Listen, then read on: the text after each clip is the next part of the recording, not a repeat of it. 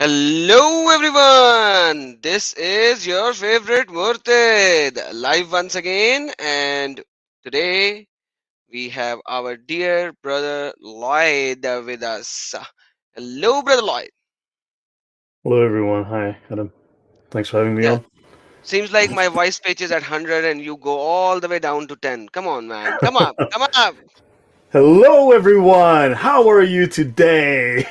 Awesome. Now see that kind of like that's like more of a equal pitch sound. All right, so we have quite a few people with us right now already. Dragan Danaris, the old one, Dhar Dhar, and Net, and Historical Christianity, the old one, and Natalia, I think, if I'm pronouncing her name right. So, yeah, God bless you all. Welcome, share, and bring many other. This is a part two of some of a session that we did a couple of weeks ago. Unfortunately, I was busy and I was not able to invite Lloyd last week, and that is why it got delayed. And hence, I have placed the part one in the description as well already. So, in the description, if you scroll down, there are all the reference material which Lloyd is going to show, which he has presented in the past as well, some of it, and plus the part one video link. So this is part two, as you can see already, and we are going to go deep into the subject. I hope I will not try to bring any logic into it because, as we have seen last time, unfortunately, we cannot bring logic into these kind of stuff. But yeah, that's what is written. So we are going to show you what's written, and we're going to see certain things, how silly and ignorant those things will be. That's up to you guys to decide, right? So welcome. The rest of the team is here. We have a lot of good team. We have CD and Michael, Jason, Bossman. We have Bossman with us as well. So yeah, we have quite a number of people right now already. Brother, the mic and the set is yours. Okay, yeah. Hey, everyone. Welcome. Thanks for joining us. And yeah, this is part two. I'm discussing the research I've been doing on why Muslims hate St. Paul, why they have such a problem with St. Paul, why they had to attack St. Paul. This is it's a branch that I'm doing related to the concept of biblical corruption, the accusation by Muslims of the corruption of the Bible, the Old Testament and the New Testament. Right. So this is one branch of it, and it's related to some others. And I've been doing some interesting work learning about the what is this Injil? This Injil they speak of in the Quran. Is it the New Testament? Is it not the New Testament? Is it some of the New Testament and some things that are not the New Testament? That's a question I've been working on. That's a lot of research I've been doing, and this is related to that. And in fact, there's an overlap between that and Paul. And yeah, these are questions that I'm trying to answer. So I'll be doing a lot more work on the concept of what's called Taḥrīf, biblical corruption. But Muslims had to attack St. Paul because, and I will make this clear in the next. I'll be doing this on my channel at some point soon. But they had to attack St. Paul because when they finally got hold of a copy of the Bible and read it, they discovered that all the claims that the Quran makes, that it is the continuation of the Torah and the continuation of the gospel, none of this was true. So they had to claim that the Bible was corrupted, and they picked St. Paul. And we went into detail on this. We obviously learned. So, shall I share my screen and just pick up from where we left off? Yeah, I think I'll just share then. And I will share my screen too. So I'm going to briefly go back before I do a recap, right? Hopefully my screen is being shared now. Okay, there we are. So, guys, I'm going to I would quickly like go. to, sorry, brother. I would like to Sure. re-emphasize your point. I was speaking on mute. I'm sorry. I thought I was mute speaking. Okay. So I would like to re-emphasize this point already with the people that what you just told everyone is that they were trying to pick an scapegoat. So because the Quran affirms and confirms the Torah and the Injil, so they had to pick an Correct. scapegoat. That scapegoat was supposedly Paul because the writing of the Paul are absolutely clear. The thing is, when we are talking about writing, how a Muslim can understand, even though all of the writings are clear, but for Muslims to comprehend, you need to have the writings in such way. And as we all know, that Paul was the apostle who was writing for the Gentiles. So he Hmm. was writing in the language which was acceptable to the Gentiles according to their understanding. There are a lot of writings in the Bible which are written for the Jews of that time and for the people of that time who knew Torah. Those writings are catering to the Jews so that they would comprehend and they would understand. Whereas certain writings of the Paul is all about for the Gentiles, so he uses a different terminology. And hence, Muslims attacked Paul as an scapegoat. I hope I made myself a little clear on that particular subject. No, I think that's well said. Yeah, don't forget, Paul was a very strong Jewish scholar. He was supposed to be next in line to be the chief rabbi, right? So he really knew the Torah extremely well. Now, this what I have here is one of the reasons I'm going to show you. This is part of additional research. I'm covering it in the other show that I'm busy working on, as I said, other presentation, because my research is what is this Taḥrīf accusation? And I'm looking at the history of the Bible in the Middle East, right? I'll touch on some of that, but there's more upcoming in the near future. So, for instance, here's an example of the problem, right, to highlight. And this is very much related to Paul. So now we'll see how they link up, how Paul is linked to this accusation of corruption. Now, it says in Quran 9:111, which proved to be a problem for the Muslims. This particular verse, there are many others too, but this one proved to be a problem for them. Indeed, Allah has purchased from the believers their lives and their properties. In exchange for that, they will have paradise. They fight in the cause of Allah, jihad. So they kill and are killed. It is a true promise binding upon Allah in the Torah and the Gospel, the Injil, and the Quran. Now, this particular verse, this particular verse becomes clear when you remember that I said that they claimed that St. Paul had 3 visions, well, 4, but he had 3 visions. And in the 3rd vision, he said that the jihad had to be abandoned by the Christians and that the Christians should now, instead of jihad, turn the other cheek. So he removed the obligation of jihad from the Christians. Now, Adam, is there any obligation of jihad, of Islamic jihad, in either the Torah or the New Testament? Brother, if there is another Bible that I don't know of, then maybe it is. But the Bible that I have not seen it. Correct. There is no such record in biblical history. So understand, because the Quran says that there is a promise of jihad, that Christians and Jews must kill and be killed for Allah. But when they finally read the Torah, when they finally actually read the Injil, they discovered no such thing. So they could not justify their violent jihad.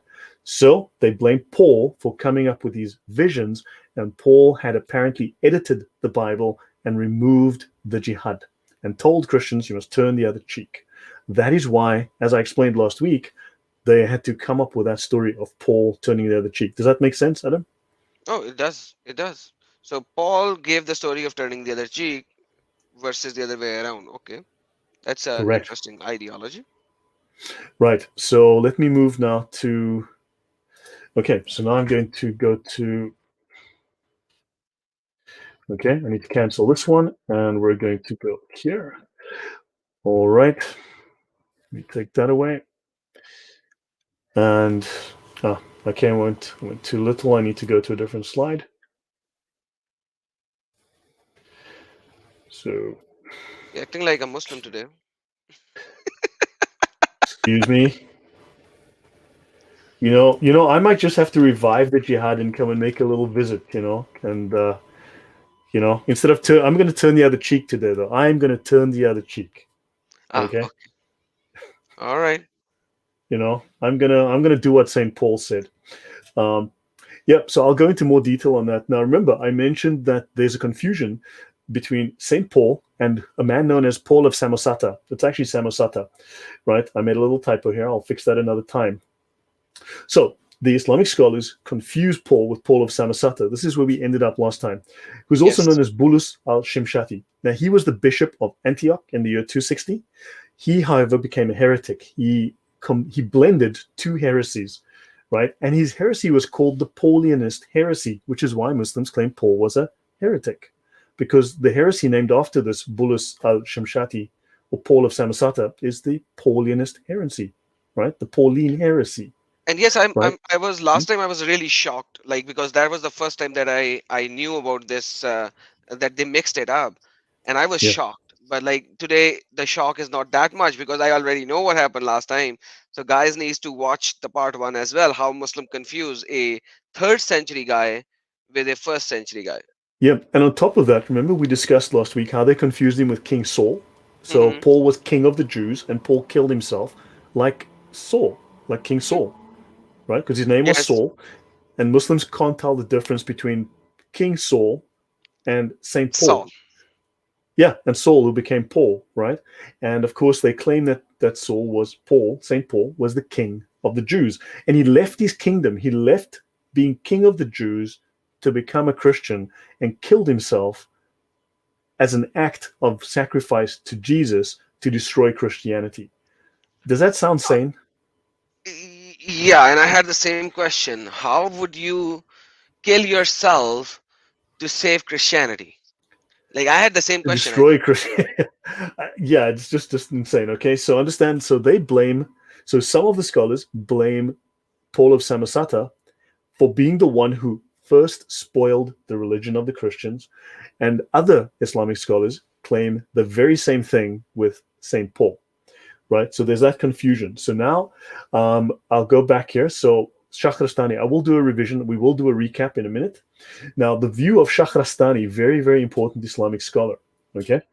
And in his Kitāb, al-milal wa-al-niḥal, again, he gets confused with Paul. Now, remember, in the Kitāb, milal wa-al-niḥal, they have to elevate Muhammad because they want to bring Jesus down, right, to just being a regular human, right, who was giving the good news of Muhammad, right? Just like John the Baptist was the person who was waiting for and talking about proclaiming the coming of Jesus. Jesus was the man who's like the John the Baptist of Muhammad, proclaiming the coming of Muhammad, right? And Shahrastani, as we mentioned, writes, long before the creation of the world, Allah took a ray of light from the splendor of his own glory and united it to the body of Muhammad.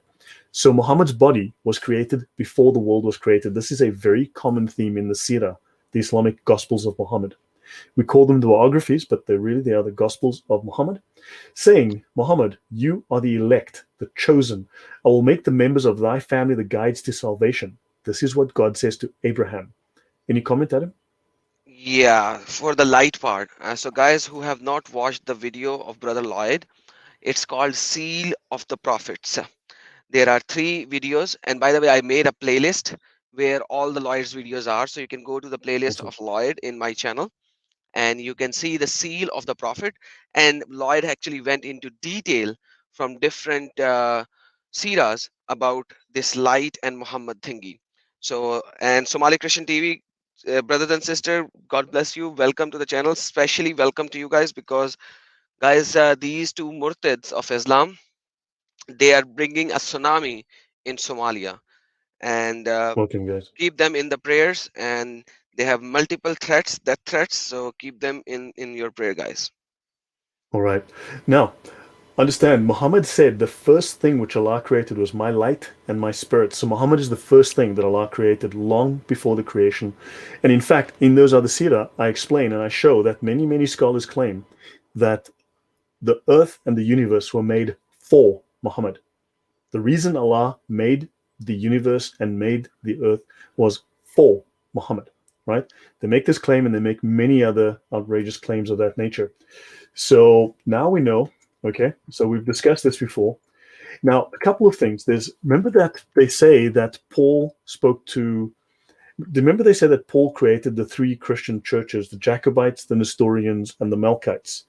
And he spoke to Jacob and he spoke to Nestor. Remember that? We said that in the last episode. Yes. Now, the Jacobites and the Nestorians and the Melkites are from the 4th and the 5th centuries. In other words, 400 years, 500 years after Paul died. So would you agree that Muhammad is obviously then a time traveler? No, At least brother. St. Paul was a time traveler? Brother, you don't understand. You don't have the history. Muslims have the history, brother. So Paul was a time traveler, or the He lived Malchites, for the 500 Jacobites, years. and Nestor were time travelers, because Paul spoke to Nestor. Nestor lived in the 4th or the 5th century, 400 years after Paul died. But somehow Paul is talking to these guys. You explain that to me. I'm just reading this stuff and Brother, thinking, he lived for 400 years, man. Come on. The he logical did. He conclusion. did. Paul lived for at least 500 years. Yes, you're right. You're right. And notice here that they make the claim. So we covered this last week. I'm just covering it again, just briefly. So notice that they do make the claim that, so Paul was a bad Jew, and then also Paul was a bad Christian. The conflicting stories by the Islamic scholars. And they say that due to the conflict with the Jews after he became a Christian, Paul looked for protection from the Romans. He went to the governor with the claim that he followed the religion of Caesar.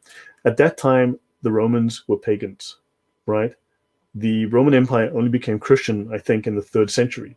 So now you're looking at, again, this is something that is 300 years out of date somehow, because Christianity was not the religion of the kingdom in the beginning of the middle of the 1st century.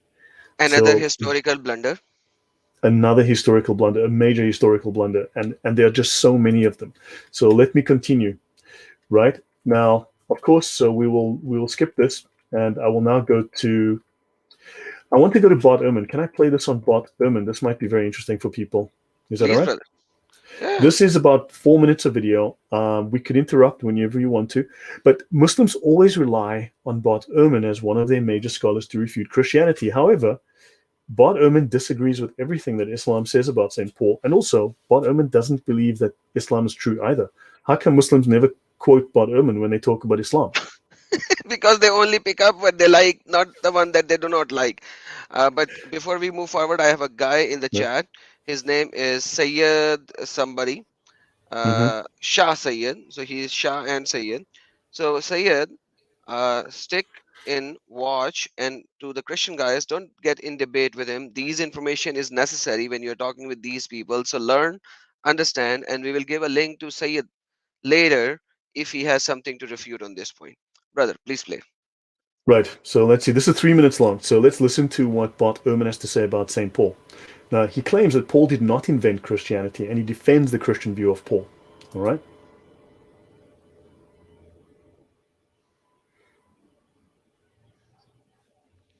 No voice, brother.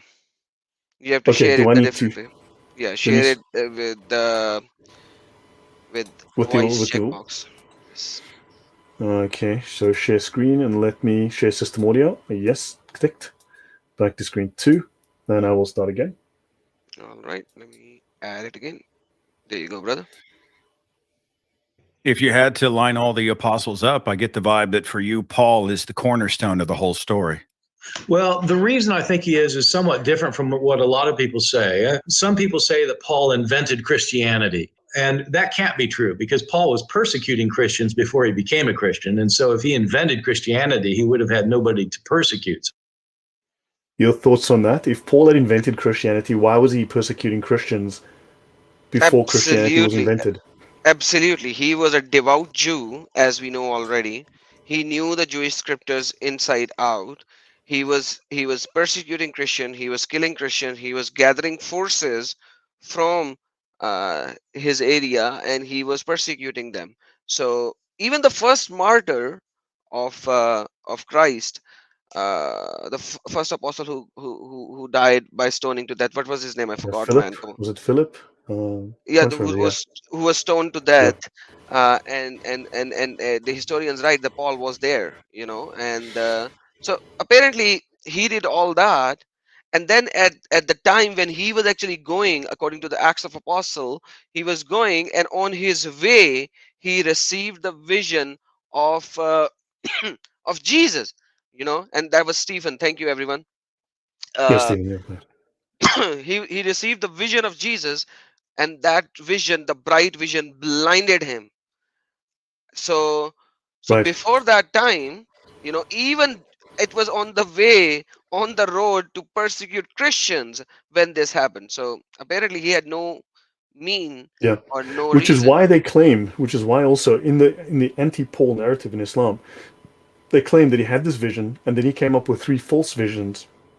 And one of those was where he tells Christians to face to the east for their, that's the new Christian Qibla. I have the reasons for that as well. That's in a different set of slides. He then tells them, because there's a tradition in the church of facing to the east. However, east doesn't always mean literal east. East was kind of where the altar was located, but east just really means pray towards the altar, right? And then, of course, he abandons the jihad. So they made up narratives to explain these away as well. Shall we just go on? I'll just play more. Yes, sir. So that's not right. And it's not right that he invented the idea that Jesus' death and resurrection brought about salvation, because that's what Christians were saying before him. The thing that made Paul really key, as I argue in this book, is that he realized that followers of Jesus, this Jewish Messiah sent from the Jewish God to the Jewish people, followers of Jesus did not have to become Jewish. You could be a converted pagan and believe in Jesus and in the God of Jesus, but you didn't have to adopt the ways of Judaism.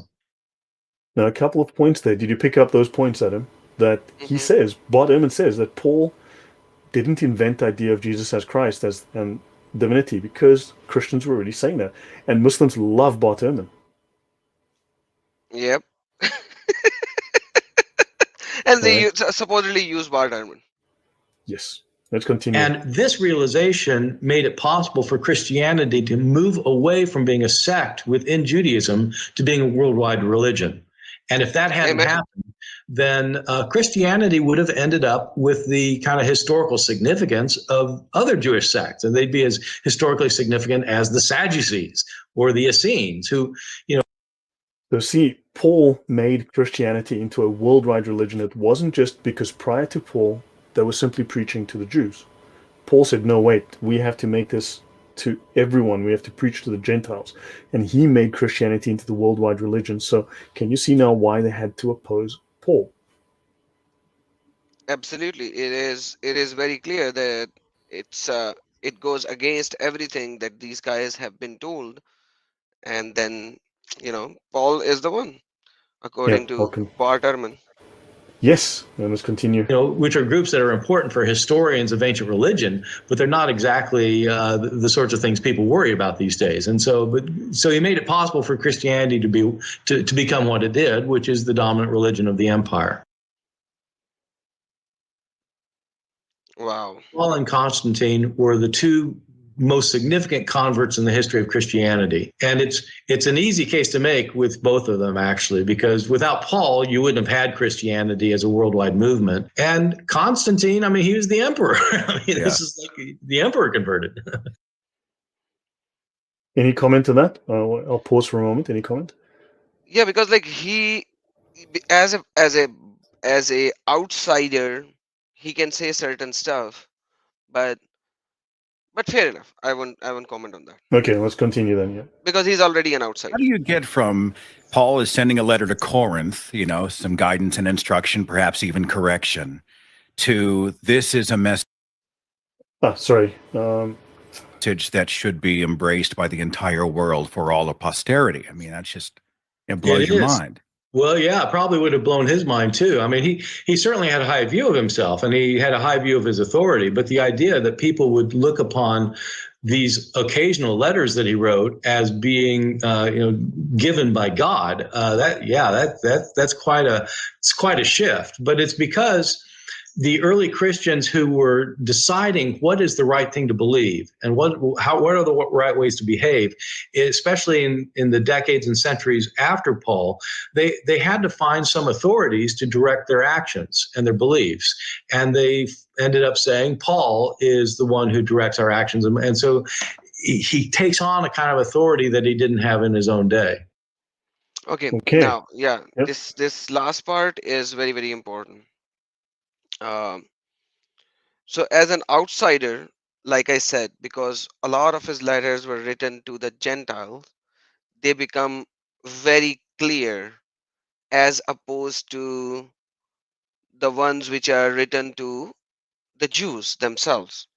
So Bart Ehrman is saying certain things which I do not agree with. I obviously think that everyone in the live chat who are Christians will not agree with, but yet at the same time, he is agreeing to the fact that Paul preached to Gentiles, and Paul's letter were such beautifully written, let's just put it this way, that they influenced the church to a significant level.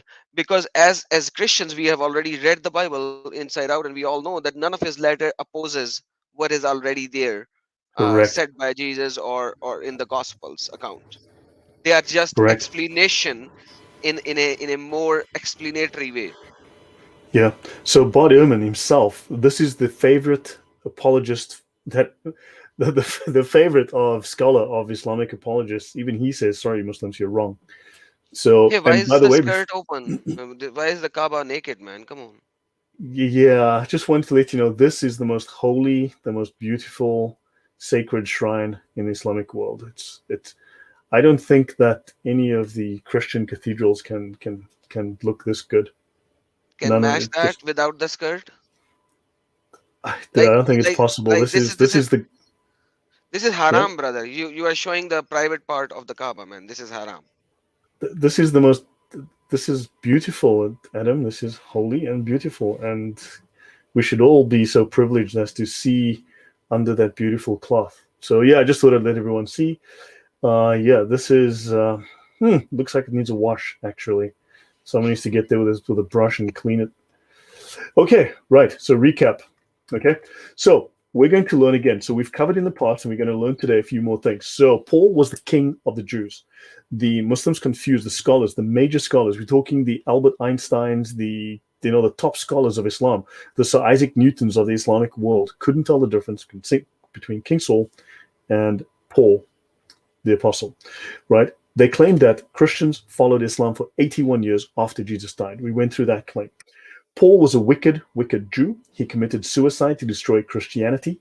We also went through how the Jews, how the rabbis bribed Paul. Paul, who was the king of the Jews, but somehow the rabbis had more money than Paul, and they gave him money to go on to leave his post as the king and then go to the Christians and deceive them, right? Which makes no sense at all.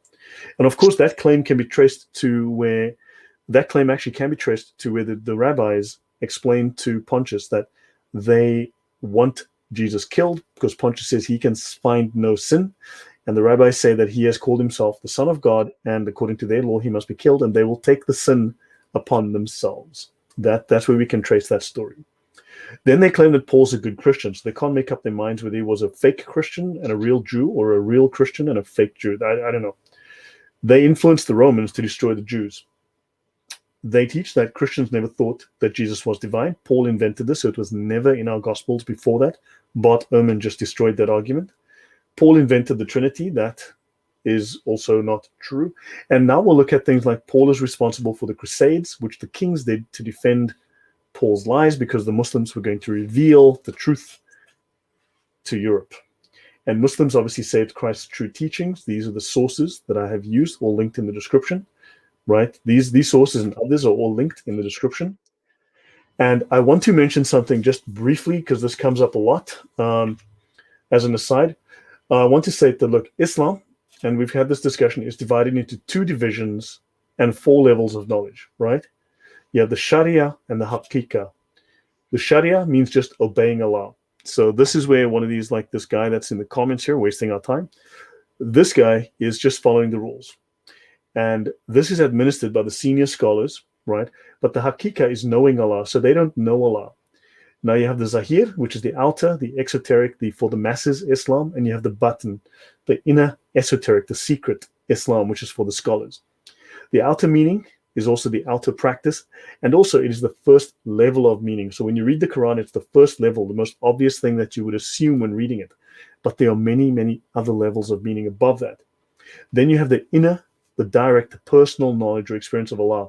That is the batin. That's the secret, the esoteric meanings, which are not rational. They're outside of your rational mind. You have to use certain rituals to step outside of your mind and get this in an intuitive, pre-rational and post-rational means. And that they have these practices they do. Then the 4 levels is the ibadah, the literal level, known as the zahir, and this is the level on which you'll find the Quran and Hadith. This is the lowest level of Islam. If the Quran and the Hadiths are on this level, that's because they are the lowest level of knowledge in Islam, the lowest level, okay? Basic level.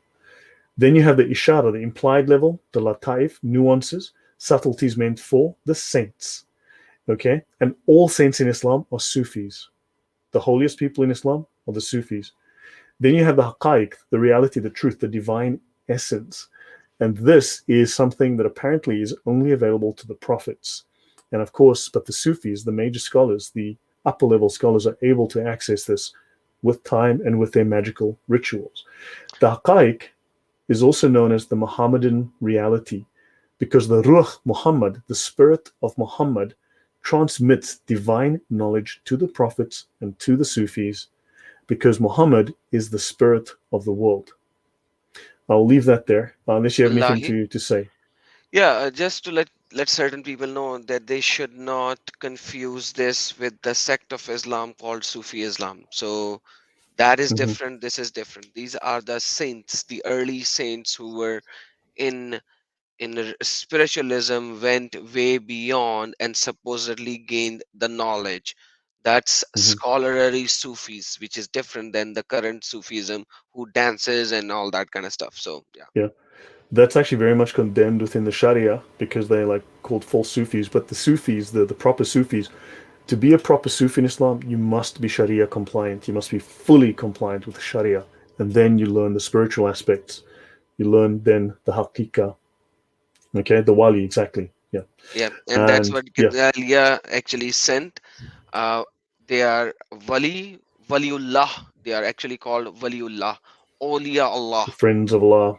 Yeah, and Yeah. awliya Allah. So yeah, these we are talking about when Lloyd is saying Sufis, we are talking about these kind of people. We are not talking about the Sufi sect of Islam, FYI.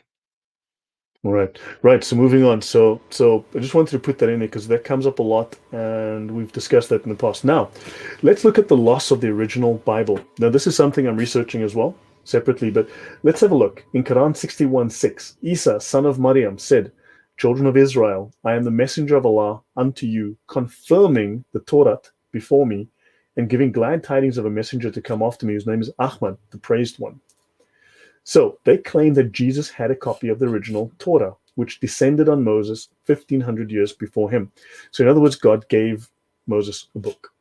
The original Torah was lost, they claim, when Jerusalem was destroyed. 70 AD, the temple was destroyed. And they claim that the Jews took the copy and ran away, and no one has seen it since.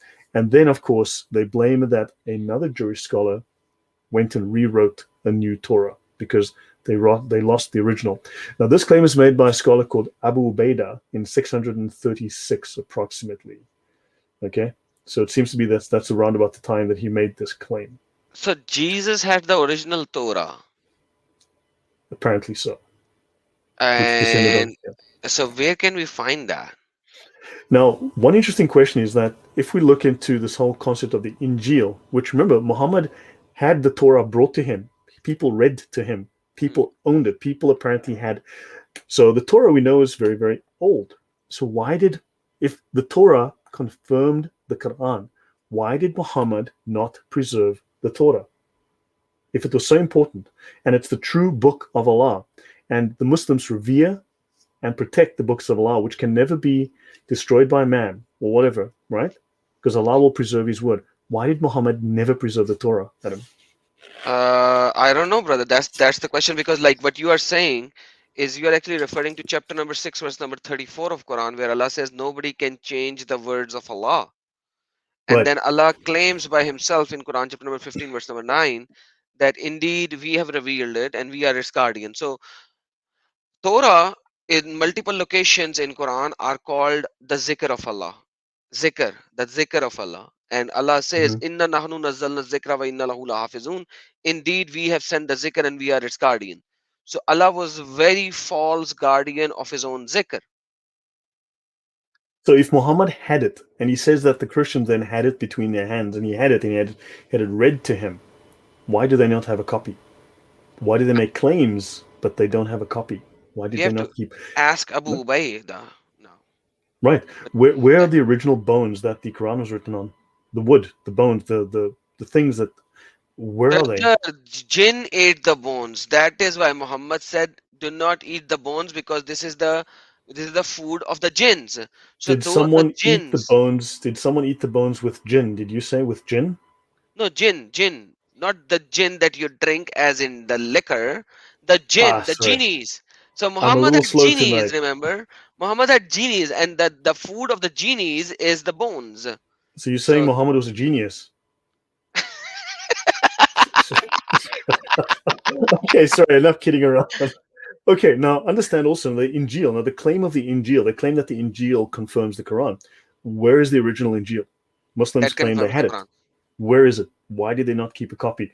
So anyway, so now they say in their story, in the Islamic story, Jesus is not bringing a new way of life, Christianity. They say that Jesus is just confirming the original Torah.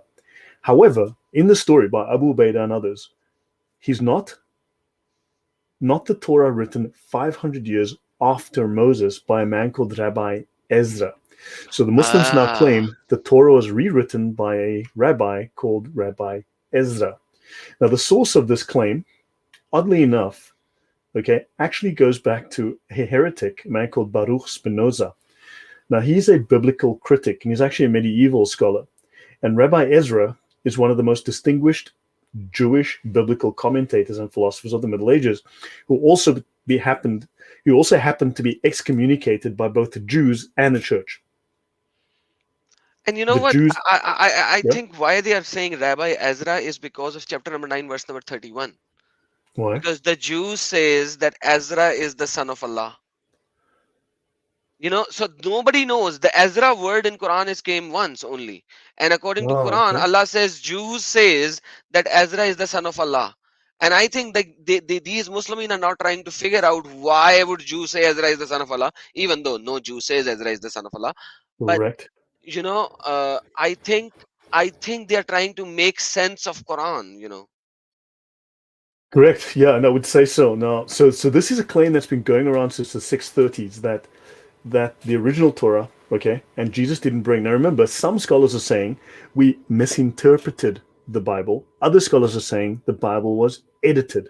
These are two separate claims. They're two conflicting claims. Some are saying changed. Some are saying misread, which means we have the original Bible, we're misreading it, and others are saying it was edited. Eventually, they had to decide on edited. But when? Now, some scholars are saying at the beginning, and some scholars are saying after Jesus died. Some are saying, sorry, no. Some are saying after a certain period. When we dealt with Ibn Ḥazm, he was saying it was done after the death of Muhammad. My bad. Okay? So this is after the death. So these claims, again, there's no consistency in this claim. So let's have a look. Al-Masudi and Ibn Kathir. Now, ignoring the dissension between the Islamic scholars, right, who were discussing the continuity between the prophets, between Jesus and so on, al-Masudi, who died in the year 956, says, the people of the period between Christ and Muhammad were monotheists and professed the resurrection. So he actually claims that the Christians were monotheists who professed the resurrection, which is a very interesting point for him to make, right? Exactly. Now, Ibn Kathir identifies followers of a man called Abdullah ibn Adius. Now, I've looked for this guy and I can't find him. This man seems completely fictional, who believed that Jesus was only a servant and a messenger of Allah. Now, they settled in deserts and wastelands. They built hermitages, monasteries, and cells. They lived a very simple life and did not mix with other sects who believed in the heretical Trinitarian doctrines and introduced innovations. So he's saying that the original Christians, now, in this case, he's looking at, obviously, these were the heretics. Abdullah. Now, if this is before Allah, then who's this Allah they were worshipping? Now, obviously, they'll have to claim that Yahweh is Allah, when clearly this is not the case. So this is the story of Ibn Kathir. Any comment on this? No, brother, there are so many names in the Islamic narrative by Ibn Kathir which does not have any historical presence. And this is one of them. Right. So now let's continue. Now, interesting. Quran 31:13. And let's look and see what else Ibn Kathir has to say to us. Right. So let's look at this verse here. Now, they speak of the town called Antioch, Antakya, right? And the people of the city, when those sent from Allah came unto them. Okay. So in this verse, it says that Allah sent messengers to Antioch. Yeah. Okay. And it's telling a historical story. right? Now, the And story of basically, the the next verse and the next verse says, when we send them two, and then we strengthen them with a third. The third, yes, correct. Now, the story of the dwellers of the town and their messengers, a lesson that those who belied their messengers were destroyed. Now, this is very interesting, okay? Allah says, "O Muhammad, tell your people who disbelieve in you, the dwellers of the town, when there came messengers to them, in the reports that he transmitted from Ibn Abbas, blah, blah, blah, names, Ibn Ishaq reported that it was the city of Antioch, in which there was a king called Antiochus, the son of Antiochus, the son of Antiochus," very, very precise, "who used to worship idols. And Allah sent to him 3 messengers whose names were Sadiq, Saduk, and Shalom, and he disbelieved in them." It was also narrated from Buraidah bin al-Husayb, Ikramah, Qatada, and Nasuri that it was Antioch.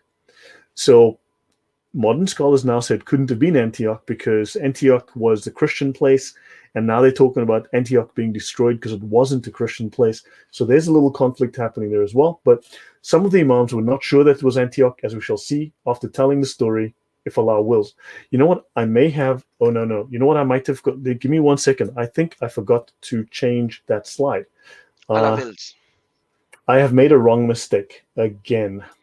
You always do that. That's okay. You know. Okay, brother, in the meantime, we have a super chat. Let me take the super chat and you can take your time. And it says, thank you for all your work, Lloyd and Adam. God bless you. It is from the Macho Nacho. And we have a $5 super chat. Thank you, brother. And Right. Gidaya is saying, I think it is Surah Yasin. Yes, Surah Yasin 36, step number 36. Yeah, let me see, what have I done wrong here? Yeah, I've definitely made a wrong mistake somewhere. Let me see what it is I've done, because I need to fix this. Give me 1 moment. I thought I had checked this, so I'm just going to make 2 blank pages and just drop that in there. You can go to the tafsir of 36:14. It will show you that. And when we sent them 2, but they denied, so we strengthened him with the 3rd, and they said, indeed, we are messenger to you. Chapter number 36, verse number 14. Do you want me to open Ibn Kathir tafsir on that? I've got the notes here. I'll be done in a second. My bad. I thought I tested this, but I've been updating it. I've been making updates. So okay, here I am again. That is okay. So yeah, so I'm going to have this out of sequence. Okay. Good grief. Okay, so in Tafsir Ibn Kathir, right? You've got this story. Let's see. So let me just go here.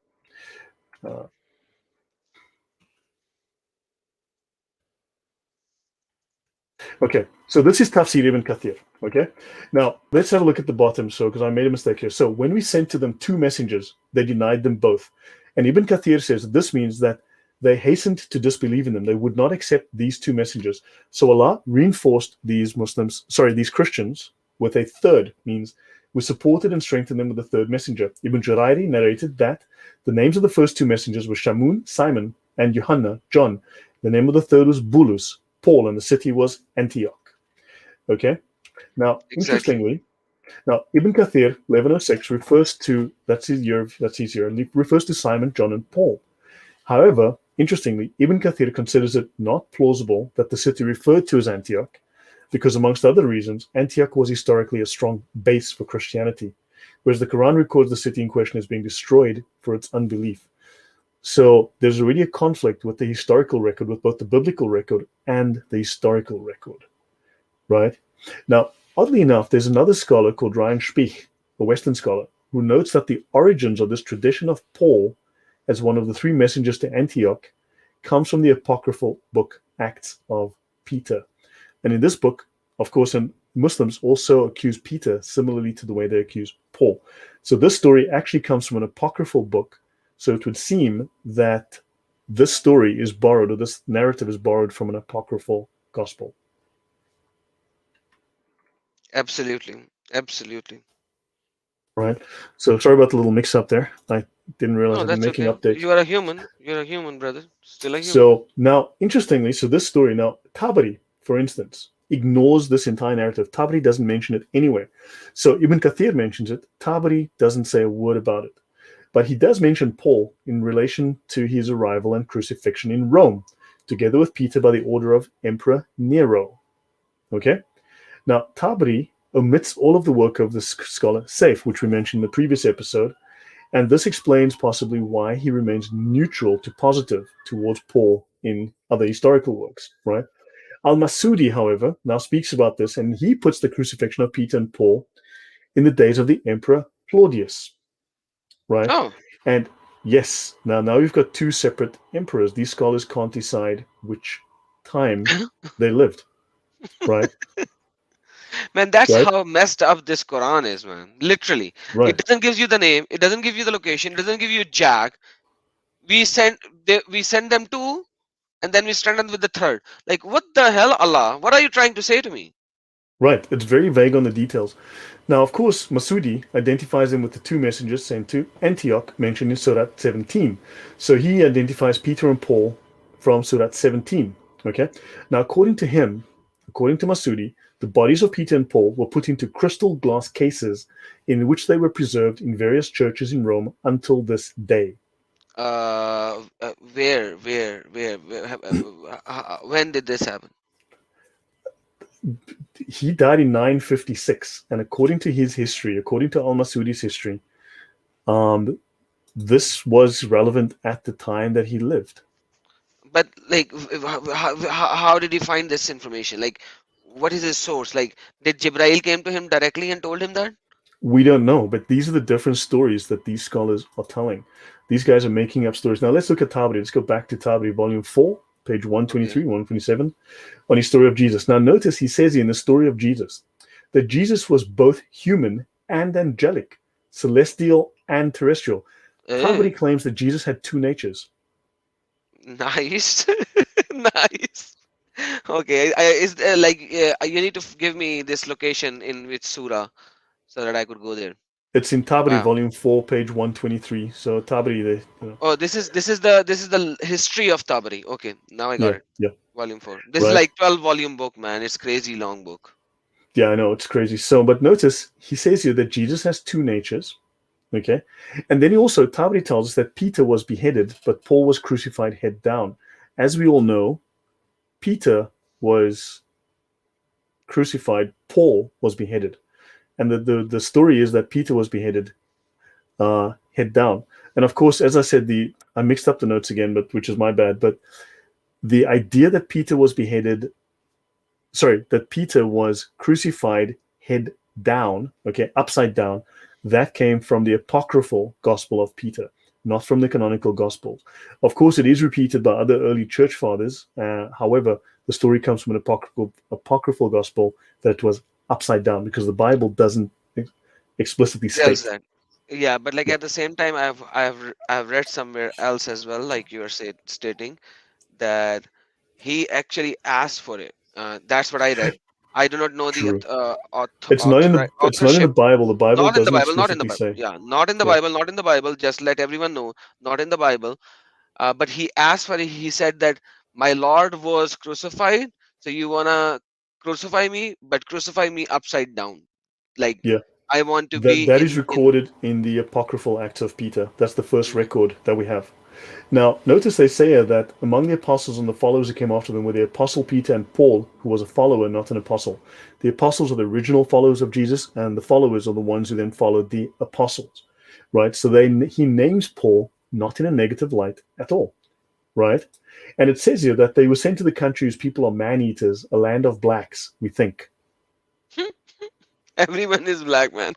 According to Islam, everyone other than Arabs are black. Right. Whatever, the land of man-eaters. Now, again, the history, we need to ask ourselves about this, right? And then, of course, he says here, Tabari says that Nero ruled for 14 years. He slew Peter and crucified Paul. We know that it was he slew Paul and crucified Peter. The other way around. Exactly. So, interestingly, these scholars get these basic facts wrong. So let's go back to Masudi, right? Masudi, but most of those who occupy themselves with the history of the world think they were killed during the reign of the fifth emperor, Nero. That's Masudi now. Okay? So he's saying that it was killed during the reign of Emperor Nero. Now the question is, did they read the Bible? Did they know history? Masudi also identifies Paul with the third messenger sent by Allah to Antioch, right? That's in Quran 36:14 and Ibn Kathir, as we've discussed. Then Ibn al-Jawzi, who died in 1200, he identifies Paul as one of the two messengers described in Surah 36. So this story is not something we're making up. These are some of the major scholars of Islam stating that Paul was a messenger of Allah, a follower of Allah doing Allah's bidding. Your thoughts on that? Like, seriously, don't ask me any thoughts now. Right. Now, the crucifixion of Peter and Paul in By the Rome way, are both... before I get there, Ibn Kathir, when he was writing his book, Qisasul Anbiya and all, and the Siras, he actually read in his first page, he said, when I'm writing this, I will going to use nothing from the Bible, because our God and the messenger has given us everything. So I do not need to use the Bible. Now, when you read his tafsir, like at least 50% of the narrative to make the story It's from the in Bible. some kind of a right way, he uses the Bible. Right. That is how stupid it is, man. They lie from the beginning. No doubt, the Quran is too lax detail.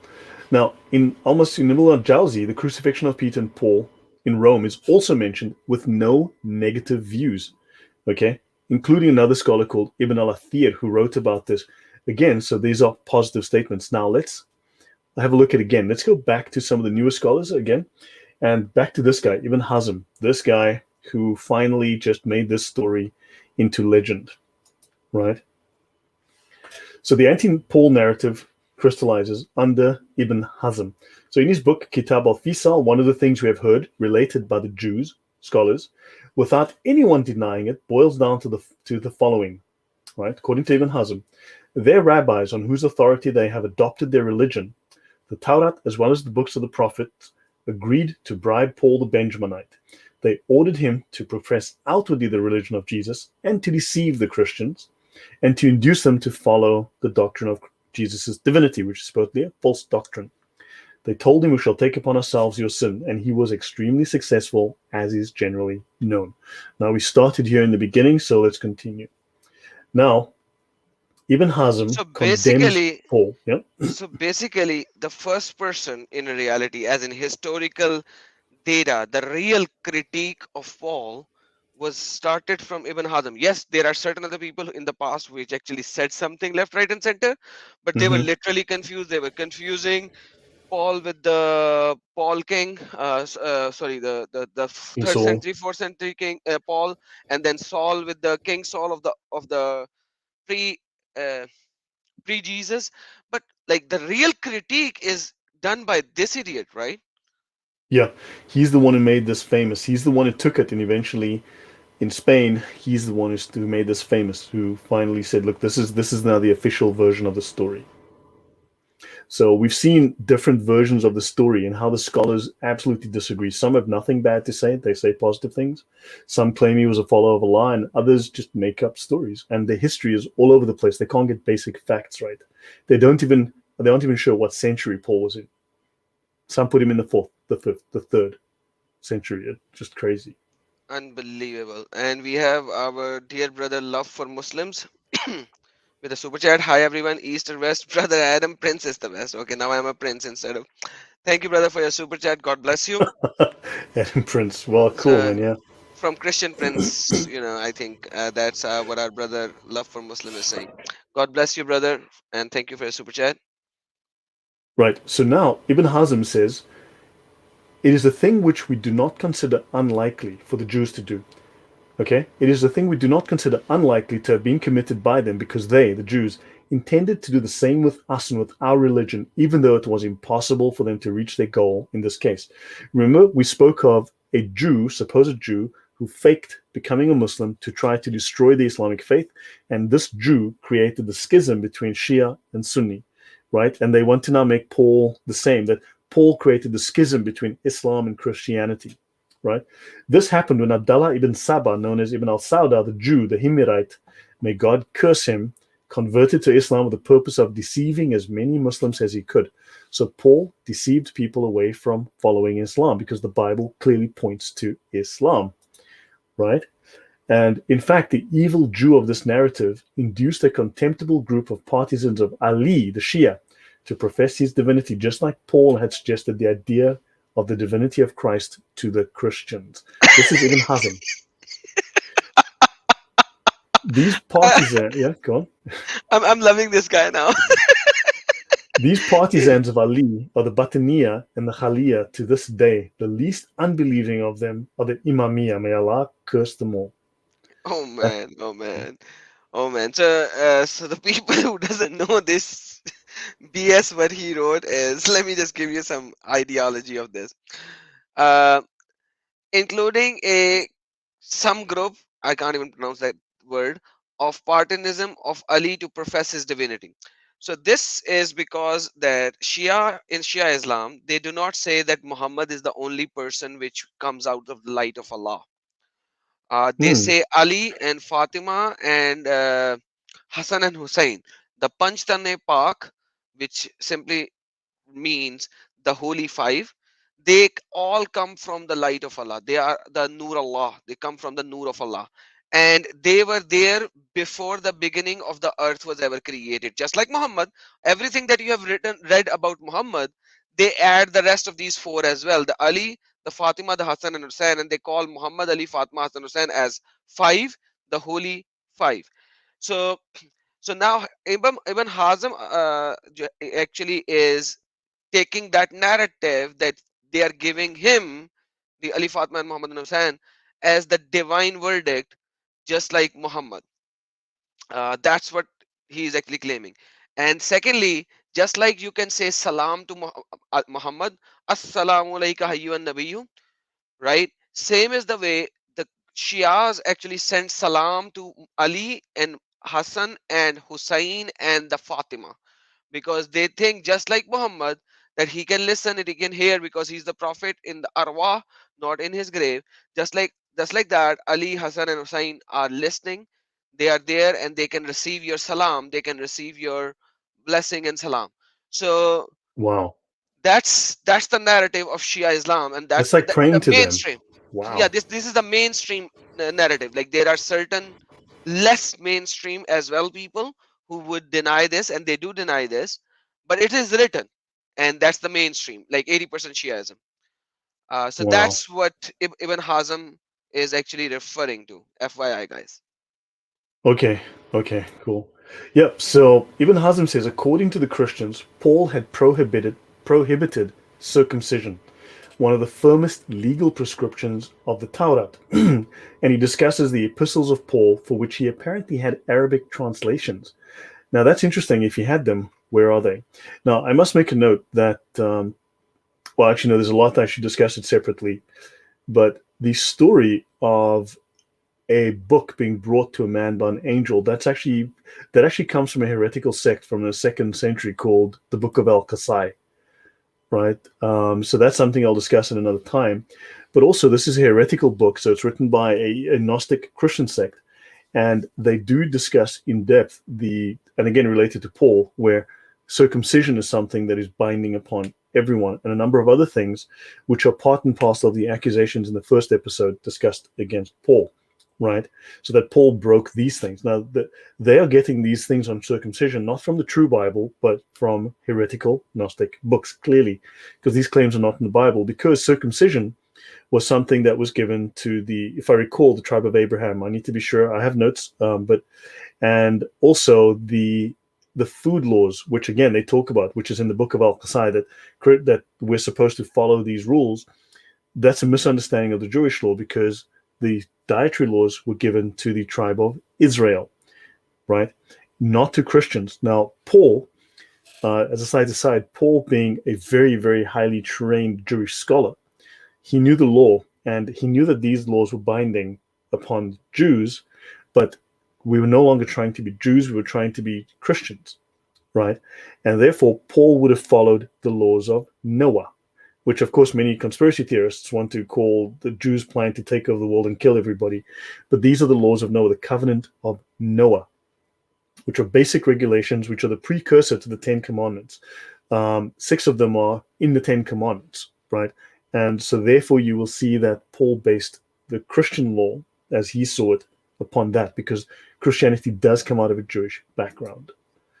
Right? Okay, just to add to this point, if circumcision is so important according to Ibn Ḥazm, why does Quran does not mention it? That's a good question. Why is that Like, missing? Yes. if it is such an important thing. So where does it come from? The Torah. Well, but is it in the Hadith? Obviously, but I'm talking about So like doesn't nowhere that in tell the us that Quran. the Hadiths can abrogate and supersede the Quran? Oh yes, there are a lot of hadiths which has literally zero reference in Quran, and they are binding and incumbent on Muslimin. At the same time, if we look at it, the major problem, Quran actually talks about the Sabbath, right? There are 3 locations where Quran talks about the Sabbath, and Quran says that the people who broke the Sabbath, we made them like apes. So Yes. Allah made them apes because they broke the Sabbath. So if Sabbath is so important, why Muslims do not follow Sabbath, rather they go and pray on Friday and they don't celebrate Sabbath? Good question. Yeah, Right? these are questions. So there are lots of, so as I'm starting to put it this way, as I'm starting to do the research on just what is this Injil, what is this Taḥrīf, where does this Taḥrīf come from? I started with St. Paul as the major focus of this accusation of Taḥrīf, and I will be expanding that. What I'm finding really is not necessarily always the answers, but the thing is we're starting to ask better questions. We're starting to see things differently now. We're starting to see why they had to make these accusations. And there's a lot of problems. There are a number of problems starting to show up. Exactly. But, and then when did Muhammad got circumcised? In any of the Sirah, 40 have plus? you have read Right? so many Sirahs, right? In any of the Sirah, Oh no, he was you born read circumcised. Muhammad is born circumcised. that's a narrative which is backed up by Yeah. nothing, right? Yeah, That's exactly. that's By that's absolute called no, a because Jesus, they claim, for they'll always tell you Jesus was circumcised on the 8th day, according to the Jewish law, but Muhammad was born circumcised. He was better than Jesus. exactly. But like that's once again, let me repeat what I'm trying to say. Yeah. That narrative that you read in a few of the Mm-hmm. Sirahs is not backed up with any chain of narrators, right? So it is called a Madud Hadith, a Madud, Right. right? Yeah, it's So fabricated, correct? it's a fabricated one, not a daif, but a fabricated one, But they take it and as fact. they have to. But like the thing is, we all know that Muhammad's mother was worshipping idols. She is in hell according to the Sahih Hadiths of Sahih Bukhari, Mm-hmm. Sahih Muslim, Sunan Ibn Dawood.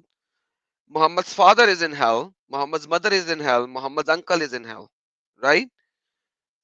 Then Right. when did Muhammad got circumcised? At the age of 40? Who saw the private part of Muhammad to validate that he was circumcised? Because we have other hadiths which says that when it comes to give the last uh, bath, so in Islam you have to give a bath to the dead guy, dead body. You have to give him a bath, a proper bath. It is called the ghusl of the ghusl of the dead body. Okay, in that ghusl you have to clean the whole person up, right? Now uh, for Muhammad, certain writer says that he was not made naked to do the bath. No, because in some of the Sirah, they say that Muhammad says that if someone sees me naked, they will go blind. Whoever Yeah, sees me because naked will go blind. And he talks about people who have, which makes you gone wonder, blind. like his wives? Like, what about that?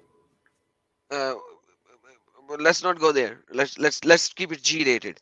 So so basically he had clothes on when they gave him a final bath. So nobody Right. sees supposedly his thing, whether it was circumcised or not. Yeah, And but when his also he mother says was Ali was the only one allowed to circumcise him in the Sirah. Ali was the one who was allowed to, because if anyone else looked at him, he would go blind. That's in the Sunni Sirah.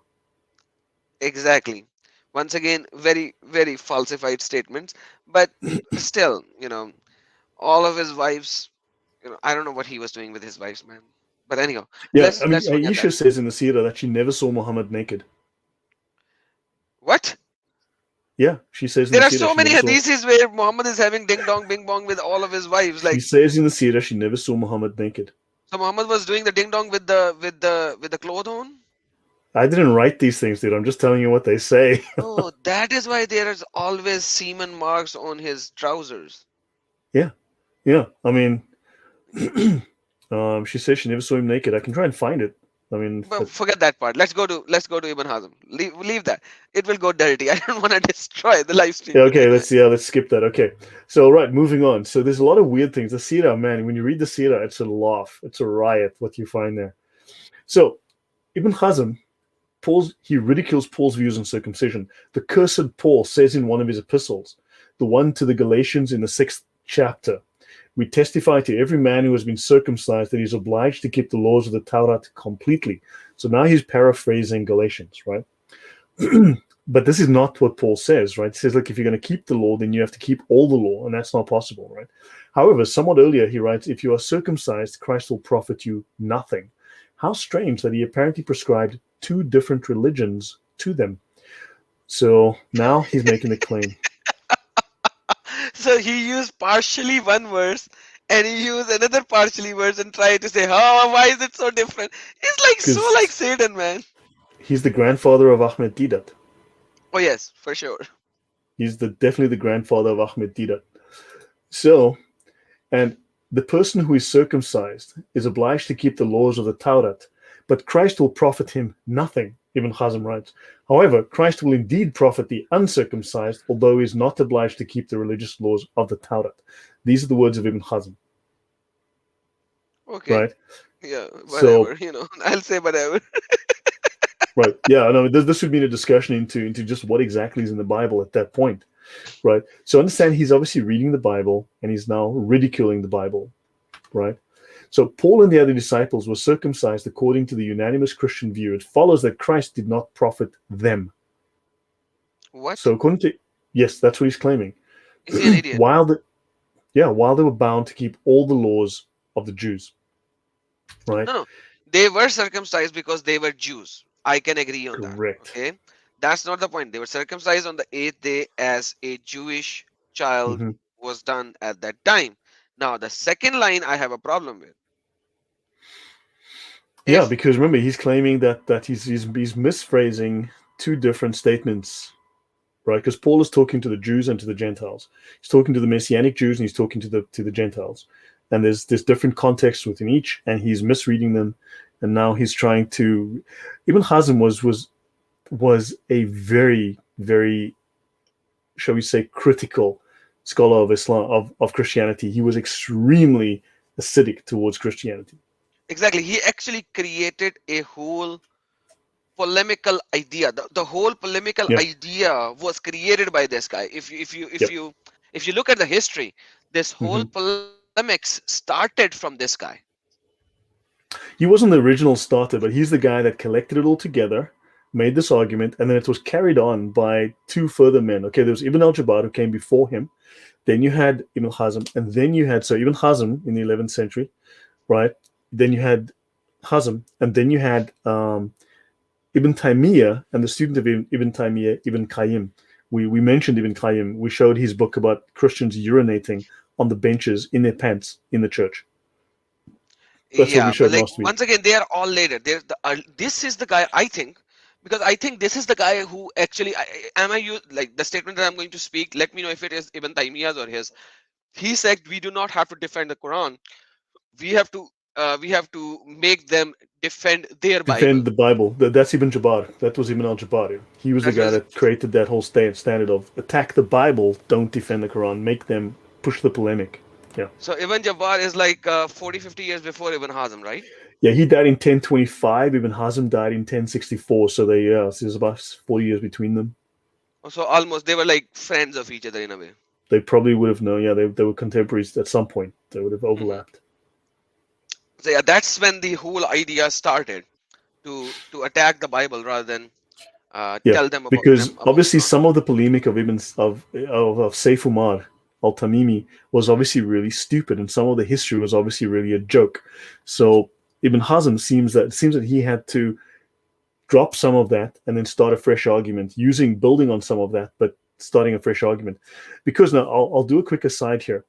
The New Testament, the very first copy of the New Testament was only, the full Arabic copy of the New Testament was only written in 867 AD. That's the we've mentioned that before. Okay, 867, 235 years after the supposed death of the supposed Muhammad. All right, and that was in Egypt, in the Sinai. Now, prior to that, the gospel and even some of the Torah was being spoken about orally, right? Arabia was home to a lot of Gnostics, a lot of heretics, a lot of sects that had fled Rome. They were kicked out because they were just heretical and, were violating the standards of the church. Now, there were only fragments, small documents that had pieces of the Gospels, pieces of the Old Testament, right? So it's only in the 9th century that we have a record of when the Quran is now established and Christians are reading and learning about the Quran and seeing what nonsense is written in the Quran, that they respond and they start to write and translate and copy the New Testament Gospels and start to spread it. So it's only in the 9th century, after the Arabic Gospel had been completed, that now it started to spread into the Arabic world. So prior to that, Muslims had no access to any written Arabic copies of the full Gospel. They may have had access to small pages here and there, maybe a chapter. So the question is, if the Injil, in the 700s, there was no Arabic copy of the Injil, of the Torah, of the Gospel, what exactly was Muhammad pointing to? What in Arabic was he looking at and having people read? What exactly was this book, this Injil? Because it could not have existed at the time that Muhammad says it did. Exactly, brother. And that's why we have another book that people have to read. Is called the Syriac origin of Quran. And you would see that there are so many words which comes from Syria, and that is why Quran never says that this is an Arabic Quran. It actually uses the word, this Quran is sent in the tongue of Arabia. We have sent this Quran in the tongue of Arabia. So Arabian back then might be speaking something in the middle of derived kind of a form of Syriac language. And that's why Quran actually alludes to the fact that we have sent this Quran in the tongue of Arabian Peninsula. So once again, this is what we are talking about is not the standard narrative. This we can just conclude through logic and the words written in Quran that this could be there in a way, because according to historical evidences, the earliest Bible fragments that we have is called Syriac Codex 151, and if I'm not mistaken, they are in 850 something or 867. That's the one I just mentioned. Yeah. And also we know that there's a Syriac codex of the Fatiha, as in the opening prayer of the Quran. There's actually a Syriac codex going back, which has most of the Fatiha. The Muslims just added about the Jews and the Christians, about hating the Jews and the Christians, but that actually exists in a Syriac codex. So I'm busy researching into this right now. I'm actually busy putting together some research on that, because there could have been no gospel. There was just nothing available for him. Maybe fragments, but what is this Injil? What exactly is it? These are questions. So yeah, shall we finish up, move on? Yes, brother, please. Right, yeah. But these are very good questions that need to be asked. So I'm trying to figure all this out. So since most Christians now living among the Muslims are circumcised, it follows that if they were speaking the truth, Christ did not profit them either, while they are obliged to keep all the laws of the Torah. But if Paul lied concerning this matter, how could they then accept the teaching of their religion from a liar? Yet one of these possibilities must be true. So he then misreads the New Testament, and he starts to then slander Paul and slander the Christians. He hated Christians. So Paul and the other disciples were circumcised according to the unanimous Christian view. Okay? So, sorry, what have I done here? Oh, sorry, I went backwards. My bad, I hit the wrong button. Now, Imam Qurtubi. Let's have a look at Imam Qurtubi. Now, this guy, he says it like he sees it, man, which is interesting to read his stuff. I love this guy, by the way. Yeah, he just says what he thinks, and you're like, okay, that's at least he makes it plain. So he includes Saif's, the original, in volume 1. In episode 1, we spoke of Saif, that's where Paul is the king of the Jews and all that nonsense. He includes Saif's complete story in the second introduction to the 3rd chapter of his anti-Christian polemic, which is devoted to the establishment of Muhammad's prophethood. The same as Ibn Jabbar, the same as all the rest, right? They want to bring Jesus down, lift Muhammad up. He states that the story is found in historical books preserved by us and them. That's the statement he makes. The question is, where are these books? What's the name of this book? Do they have these books? Okay. Now, so that's where Paul becomes the king of the Jews. Paul leaves his kingdom. Paul goes to become a fake Christian. The Jewish rabbis bribe Paul. That's the story he's talking about. Now, Paul's third vision, leading to the abolition of the Christian jihad by his followers, is left out. He doesn't have that detail from Safe's story. Now, unfortunately for them, during the Reconquista, with the continuous battles between the Muslims and Christian Spain, this story of this vision had lost its credibility. When they said that the Christians had given up the jihad, they were trying to tell the Muslims, the Christians are weak. The Christians have given up war fighting and jihad. We still do jihad because we follow Allah, but the Christians are weak. They are not doing it because they're weak. And so thus it was a polemic against the Christians and, to pump up the Muslims. But this vision lost its credibility because the Spanish eventually started to fight back. And maybe this is why Muslims so often claim that we're supposed to be peaceful and turn the other cheek, because this is part of the story that they believe about Christianity, part of the polemic that says we gave up jihad and we said that we will only turn the other cheek. Your comment before I move on? No, brother, you're absolutely right. It is said multiple times that Allah has made Jews and Christians weak for you to overcome in different narrations. So, yeah. Now, Qurtubi also speaks of the believers that flee to Arabia, where 30 of their monks eventually meet Muhammad and die as Muslims. We spoke about that story in the previous episode.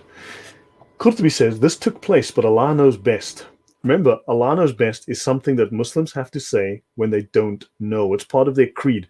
If you look at the Tahawiyya Aqidah, the Tahawiyya Creed, right, you'll find it's number 75, and it says, when we don't know, when we have no knowledge, we have to say Allah knows best. No, but before that, we have to tell Allah from our mind without thinking if it is true or not. And then in the end, we say Allah knows best. Yeah, so actually, let me just show that to people, because we have done that before. And thank you, Adijibo Lon. Sorry, I can't even pronounce your name right. Thank you for your super sticker, brother. God bless you. Yeah, this is so just like we have the Nicene Creed and stuff in Christianity, like we believe in one God, the Father Almighty, maker of heaven and earth and all that. Muslims have a creed as well. So this one is the Aqidah al-Tahawiyya. Let's have a look. So Allah is one without partners. There's nothing like him. There's no God other than him, and so on. And they tell you these are the basic things Muslims must believe. Okay, he appointed destinies for those he created. He allotted them fixed lifespans and all that nonsense. Okay, blah, blah, blah. And we go here to number 75. And Allah says, when our knowledge about something is unclear, we say Allah knows best. In other words, when we have no clue, when we're clueless, we need to say these words. The only thing Allah knows is the breast, and that's in Quran. He talks about the breast in very pictorial way. Yeah, he likes that. Okay, so Allah knows best about 40 years after Christ. So this took place, okay? So they say that 30 of their monks eventually meet Muhammad and die as Muslims. This took place about 40 years after Christ. Consequently, the whereabouts of the believer and his followers continued to be concealed, whereas the followers of the other sects remained divided but intermingled. Now he's talking about the Nestorians, the Jacobites, the Melkites, right? Nestor and Jacob would be real people. The Melkites are simply just mean the royalists, people who followed the royal court. So there was no actual Malcolm. There was no actual person. It was just a title. Understand? So they're putting people who lived 300, 400, 500 years after Muhammad, after Jesus, after Paul, right? They're putting these people in the first century, and Paul spoke to them, and they're claiming a person for a title of a sect that never had a person, right?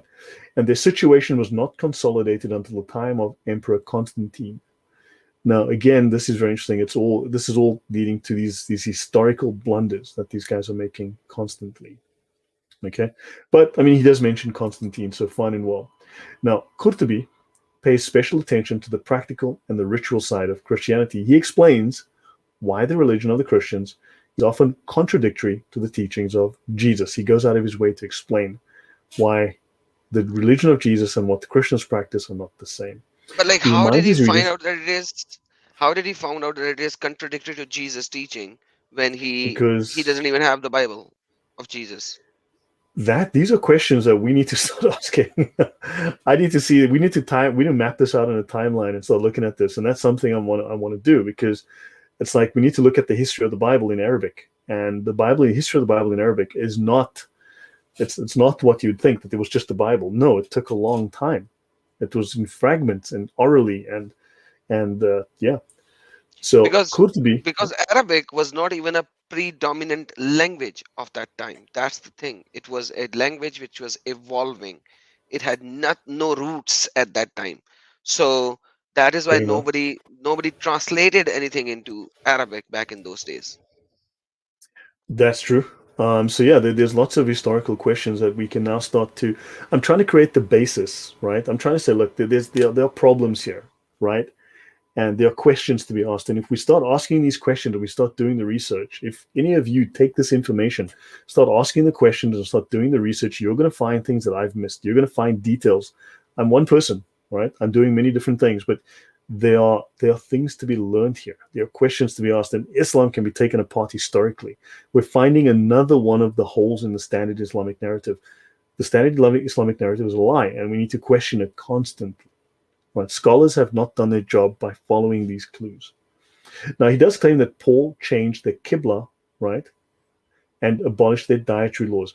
Now, of course, Christians do not follow the Jewish law, right? That was for the Jews. So clearly, this is something that is normal. But again, it's based on this book which I mentioned earlier, the book of al-fiṣal. That would be where this is made clear. The abolition of circumcision is blamed on Constantine. Now, Qurtubi blames the abolition of circumcision on Constantine, not on Paul. Very, very Interesting. interesting. And why would Constantine do such a thing? Your guess is as good as mine, but he Okay. doesn't blame Paul, which is very, very interesting, right? Interesting. Double interesting now. So he doesn't blame Paul, right? So Ibn Jabbar blames Paul, but Qurtubi makes up a whole different story again. I mean, again, these scholars just can't come to a single conclusion. They're just making up different stories. They're all over the place. Now let's look at al-Qarafi. So now he says Paul's an impostor and a cheat who spread Trinitarian beliefs and sowed discord amongst the Christians. Okay, so fine and well. And he says that these narratives are mentioned in a section on circumcision, right? Where he claims that all Christians used to be circumcised until the time of Paul, who forbade this practice, and Paul was like the devil to them. Right? So according to Oh, him, Paul was like the devil to the Christians, right? And he says this cursed Paul was the first to corrupt the religion of the Christians after they had professed the unity of Allah. So where? Christians apparently, I don't know, Okay. but this is what he's saying. This is what's in his notes, in his books, right? So he's just saying things without giving you any evidence. They're all doing this. That's the problem. They're all doing this. They're making claims. So these are the top scholars of Islam. I mean, these are not nobodies, right? So he says here that Paul was the first to corrupt the religion of the Christians after they'd professed the unity of Allah. So apparently we had followed the Tawhid, right? He changed the foundations of their laws and he altered the system of their rules concerning circumcision. Now notice, Qarafi blames Paul, not Constantine. We just had Qurtubi blaming Constantine, not Paul, right? And he says here he was the originator of the confession of Trinity, which arose from Paul's evil views. Oh. Right? So now this is another polemic written against Paul and the Christians, but now he contradicts Qurtubi about talking about circumcision. Let me answer you on that. Pardon me. 2 weeks ago, I had a debate with a Muslim who said you have to prove me Trinity without using the writing of Paul. I was like, but you are asking me to prove you something by using maybe leaving 40% of my text. He said, yes, because Paul gave you Trinity. I was like, okay, if this is your stance that Paul gave me Trinity, then I can do that. Let's Yeah. go. And we had a 2 hours 30 minutes long discussion. And it is in my Urdu channel because it was a guy from the India, Muslim from India. It is in Hindi/Urdu. And let me tell you, I had people in my live chat who were saying that this Muslim fellow is absolutely silly in what he is bringing.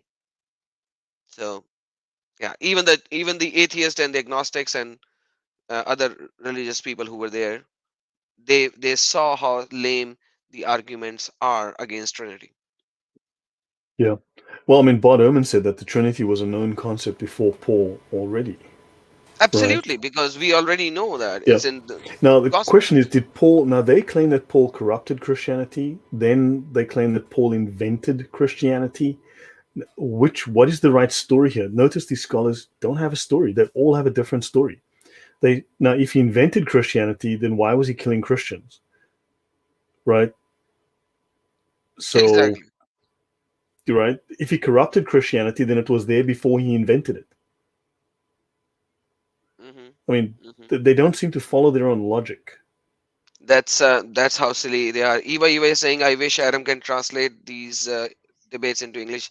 Sister, quite frankly, if a debate is happening in 2 hours 30 minutes, imagine if I'm running it and then translating it, his view and my view, it will take me 6.5 hours of a live stream. So that will be very, very difficult. You know?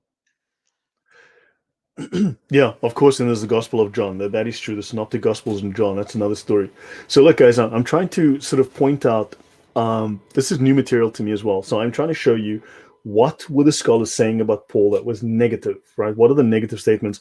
I need to do another presentation on the neutral and positive statements that scholars make about Paul. Now, I've touched on it briefly, but these are all the scholars where I found. Now, you can dig deeper. I mean, these guys wrote books. I'm showing you one page or a couple of paragraphs or a sentence or two. Right? Understand there's whole books to be read here, right? So you can spend the next month reading books on this from these guys and seeing just what nonsense they've written, right? So you can dig into detail into any of these scholars and go like, I mean, none of these people are nobodies. These are top scholars of Islam, right? Of their era. Right now, the last couple of slides, and then we can open up and do some other things, right? So now al-Qaisi, 14th century. So now we're moving. So now he claims that Paul caused the Crusades. Paul is the cause of the Crusades. So, okay, fine. Now, he presents Saif Umar ibn al-Tamimi's narrative as illustrative of the historical causes of division amongst Christians. Okay, so Paul caused the divisions among Christians, right, in the first century when that was not the case, but he explicitly states the story was derived from the 5th volume of the Diwan of Saif ibn Umar al-Tamimi on the authority of Ibn Abbas, right? So this is a chain of narration. That's the isnad. As in al-Khutbi, Paul's third vision of jihad is omitted. So he now misses this part of the story. So he transmits some portions of it. He leaves out the jihad story, right? But then that vision had been proven false. He deals with inconsistencies and supposed improbabilities of the Gospels. And Casey says that among the Christians, there were a group of friars, right? These are monks called the Temple, who were a remnant of the believers' followers. So they were holy men, okay, called the Temple, who were a remnant of the believers' followers. Now remember, the believers, so just to recap for those who missed last week, Paul found 4 followers amongst the many stories of Paul. Okay, in this particular story, Paul had 4 followers, right? So he had Nestor, Jacob, and Malcolm. Okay, Malcolm could never have been a real man, but whatever. And he had a man called the Believer, right? And he gave this guy a story, okay, about Jesus. And he gave this guy a story about Jesus. And he gave this guy another story. So he had 3 different stories. And then this man called the Believer listened to Paul and went like, no way. This is not true. This is not what Jesus brought. This is not what Jesus says. I don't believe you. I'm going to hold fast to the true story of Jesus.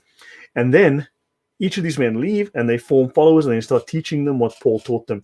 And of course, there's now 3 different stories that are conflicting. And the believer, he's got the smallest group, you know.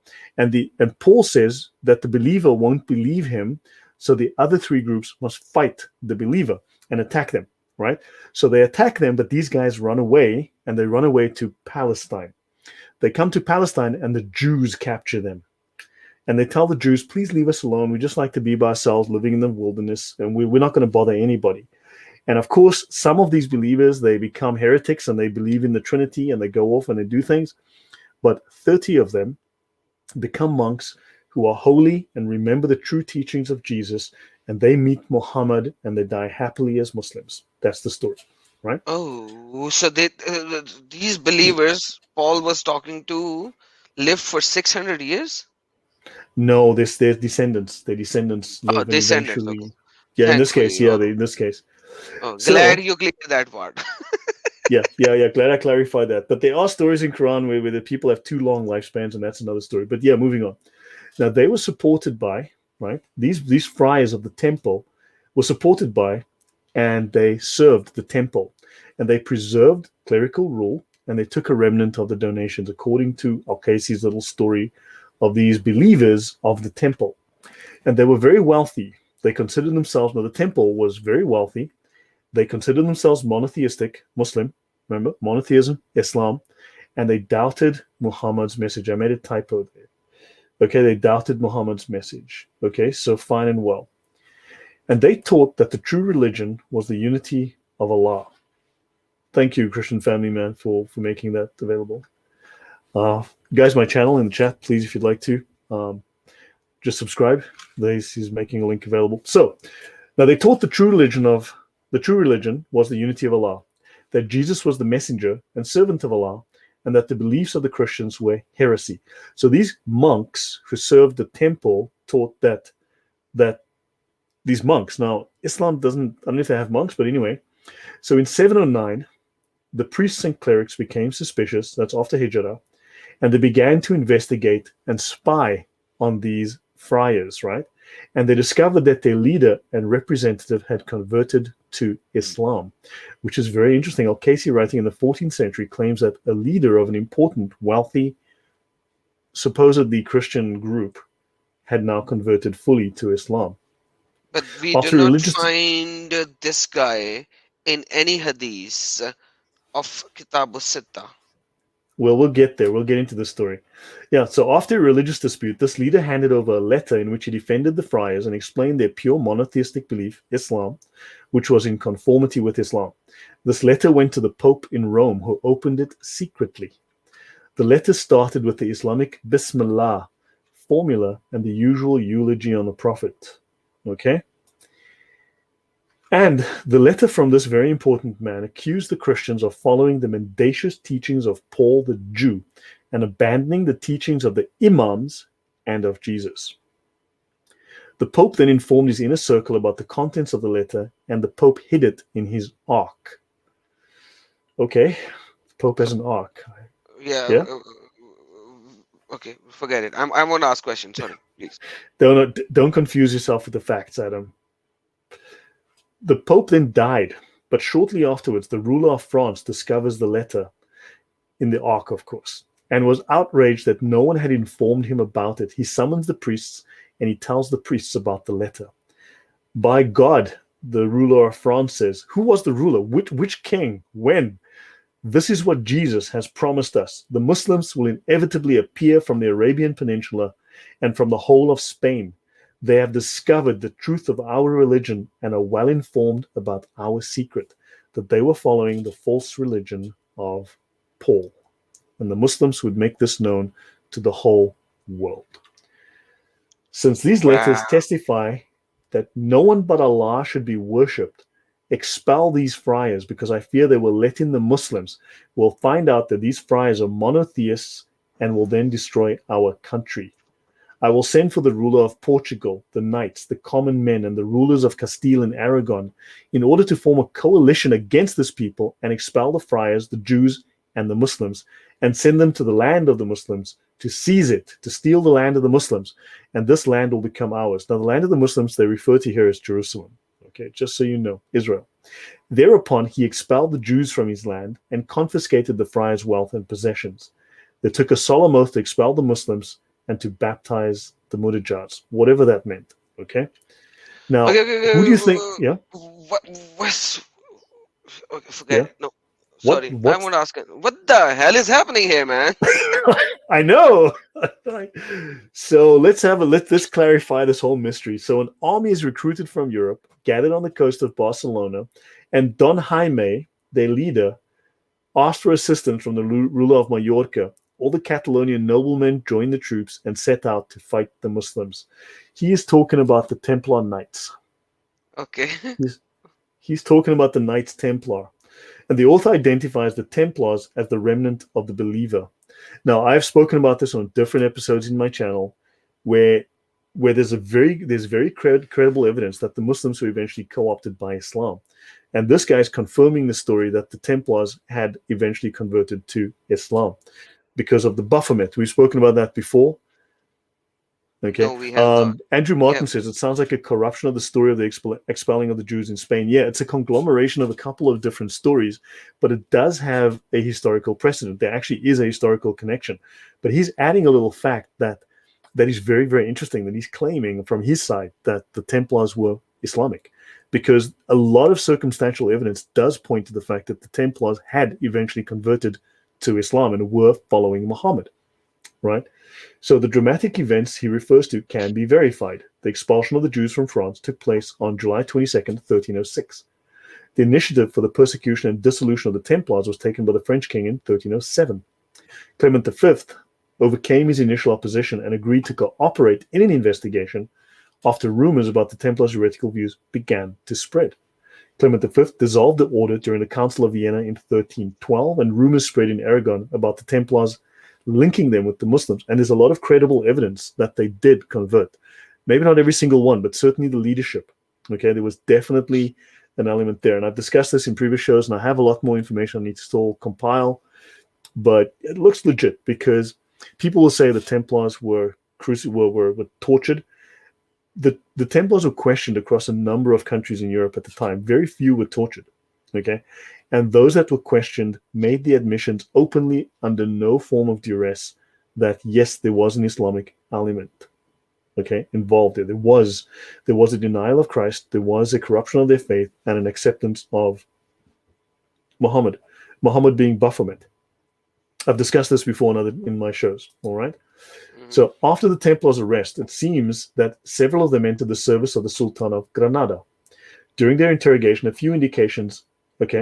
there were a few indications of some form of crypto-Islam came to light in the organization of the Templars. Now, this is from, this is from an encyclopedia. Let me see if I have the name of this encyclopedia. Let me see if I can find it. Brill's Encyclopedia of Islam? I'm not certain which one. I don't know if it's the Brill Encyclopedia, but it could be that it's an encyclopedia that I had to go and find. I had to go and find an encyclopedia of something. I'll get the details. So during their interrogations, indications came to light of a form of crypto-Islam in the organization of the Templars. Okay, there's a lot of circumstantial evidence around this, but understand that everyone talks about crypto Jews. Well, here we have discussion about crypto Muslims. Okay, Christians who've converted and secretly are Muslims but claim to be Christians. So this is some interesting stuff to be researched here historically. Many witnesses reported a secret ceremony in which Christ was rejected, right? And one of the members of the order, interrogated, denied his belief in Christ by saying he had asked, "In whom should I believe then?" And the answer was, "In the one great God whom the Muslims worship." Now, this is part of the recorded history of what happened with the Templars, right? This phenomenon in the order of the Templars can be explained hypothetically by assuming that there were Muslim captives, slaves in the order, who were freed after having been baptized. Now, if you look at the evidence, the Muslims eventually joined the Templar order, okay? In the movie, which is a very bad historically, I mean, really cool movie, I love it, but historically it's terrible, is The Kingdom of Heaven. Remember with, do you remember that movie, Adam? Kingdom of Heaven? I don't with think Legolas, so. it has Legolas in it. He plays the knight that saves Jerusalem, and he fights against... Yes. And then, yeah, now I remember it. And finally they break the wall and go in. Yeah, and he fights against, who's that Muslim that he fights against, the general that he fights against? Salahuddin? Salahuddin. Now, Salahuddin became a Templar. Salahuddin became a member of the Templar order. Muslims became members of the Templar order. Understand this. This is crazy. Okay? It's like Satanists joining the Templar order. This is completely out of bounds. Okay? So Salahuddin became one. So anyway, and so they were freed after having been baptized. Many Muslim captives served in the order, Perhaps al-Qaisi, the author of this source, was associated with the Order of the Templars during his captivity in Christian Spain. This would explain his interest in the vicissitudes of the Templars and the sympathy towards them. There's a lot of brother, typos in this. Yeah? when I was a Muslim, I read that somewhere that Salahuddin was persecuted by Muslims eventually. You know that, right? No, I didn't know that. So yeah, I read it somewhere that eventually Muslims went against Salahuddin, which Okay, was I was very not aware of strange that. for me. Which was You see, very no, this Templar thing, there's a lot of bad information about the Templars, a lot of bad information out about the Templars. When you start to look at the Islamic connection, it starts to go very strange because the Muslims claim, okay, Muslim scholars claim that the Templars learned, okay, so a bit of a diversion. I don't have the notes with me, so I've got this in other shows, but the Sufis, right, who are the highest religious order within Islam, right, Awliyas. the highest scholars, they claim that the Sufis are the original Freemasons. They claim to have founded Freemasonry in England in the 12th century, approximately, I think. And then in the 14th century, they smuggled Freemasonry into Scotland via the Knights Templar. They trained the Knights Templar, they co-opted them and made them Muslim, made them Sufis, taught them the secret rituals, and they sent them to Scotland, where they founded the 33rd degree Scottish Rite of Freemasonry, right? So they claim to be the original source of Freemasonry. So there's a lot of interesting stuff there. So they claim that the Templars were connected to that. And then there's another set of, above the Freemasons, is a higher level Freemason called the Shriners. And these guys are Islamic through and through. They all claim to be non-denominational, but you look into their history, look into their stuff, it's all Islamic. So anywho, but this story about Salahuddin, that's very interesting. There's stuff to be researched here that no one's done. I find it crazy. So Yeah, I'll search those books again. I'll see if I can find them. yes. And I'll see the origin of them because they were in Urdu, not a very predominant society language. But there are a lot of Arabic books which are translated into Urdu and no other language. I actually found Qurtubi translated into Urdu, where you There's actually a cannot find lot. it. Okay, that's crazy. Yeah, because Qurtubi is very hard to find in English. It's almost impossible. It's impossible. You can't find it. But Yeah. I have the whole Qurtubi in There's one Urdu. volume. I have one volume translated. I have volume 2, I think, of his work, which is very helpful. Oh, But the rest isn't. I have each and every surah translated into Urdu. And yes, I have seen the Arabic is like 4 pages long and the Urdu is like 1 page long in certain verses. So it means they're hiding certain facts. Yes, but Right. still, you still have more than enough in Urdu of the Qurtubi that if I just translate that Urdu into English, you guys would have like so much material to destroy Islam left, right, and center. Yeah. The crazy thing is that I've told this, we've spoken about this briefly before when I first met you, I think, some time ago. But there's a lot of Islamic material in Urdu that you can't find in Arabic. It's crazy how much is actually in Urdu. There are hadith collections in Urdu that you won't find in Arabic, like the Kanz al-Amal, that you've Yes. never heard of. That is very famous, highly authoritative, well respected, quoted constantly, but good luck trying to find it in English. It's in Urdu. Yeah, and because like a lot of scholars actually wrote these things in Urdu and Persian, a lot of scholars. And Yeah. the second beautiful part is that when we talk about this Urdu language, it is so much resembled into Arabic. It's very easy to understand. Yeah. Yeah, no. So yeah, this stuff. There's a lot of information we don't have in English. I mean, there's a lot of bad stuff you can get. There's plenty in English, believe me. But yeah, there's things that they want to hide, and they Arabic is too easy to translate. But people don't realize there's a huge body of material in Urdu, and you need to go and investigate. You need to go and look because there are things they're hiding by not translating. And people know Arabic is popular enough. People assume Islamic things are in Arabic. They don't realize how much is in Urdu that you don't know about. So I'll finish up here with the last couple of slides. We're just about done. So at the same time, one observes a radically different sentiment in the Islamic traditions on the Gospel of Barnabas. I'm barely going to touch this. In the Gospel of Barnabas, which is a forgery, it's acknowledged to be a forgery, like a 15th or 16th, 16th, 17th century forgery, right? A very bad forgery at that. Okay. You can watch Shabir Ali talk about He's it an because idiot. Yeah, but Shabir Ali talks about it, and he actually says, look, we wouldn't use this because it's obviously fraudulent. It's obviously not historically reliable. He actually does a show on him, admits we can't use this, right? But in the Gospel of Barnabas, they don't claim that Paul is a double agent working for the Jews or a double agent working for the Christians or whatever. There's no conspiracy theory there. They claim that Paul is in error. Paul is deceived. Paul is just wrong. Okay? But he's not ruthless. He's not cunning. He's not trying to get people killed. He's not trying to get the Romans to kill the Jews. He's not trying to get the Jews to kill the Christians. He's not trying to get the Christians to not kill the Jews or whatever the stories, because there's so many stories, right? But see, he's not this deceiver working on behalf of or against the Jews, okay, as the Islamic scholars will tell us. So the errors of Paul in the Gospel of Barnabas are very reluctantly admitted to. It's like they don't really like, okay, well, Paul made a mistake, okay. So the general atmosphere is very different in the 15th century, okay. And a lot of these, I think, a lot of these narratives that these scholars have told, these major scholars, these are not nobodies. I think a lot of them are forgotten because it's obviously embarrassing to Islam. But I think we need to resurrect them because these stories are still existing today. Portions of them, aspects of them, are still part of the polemic today.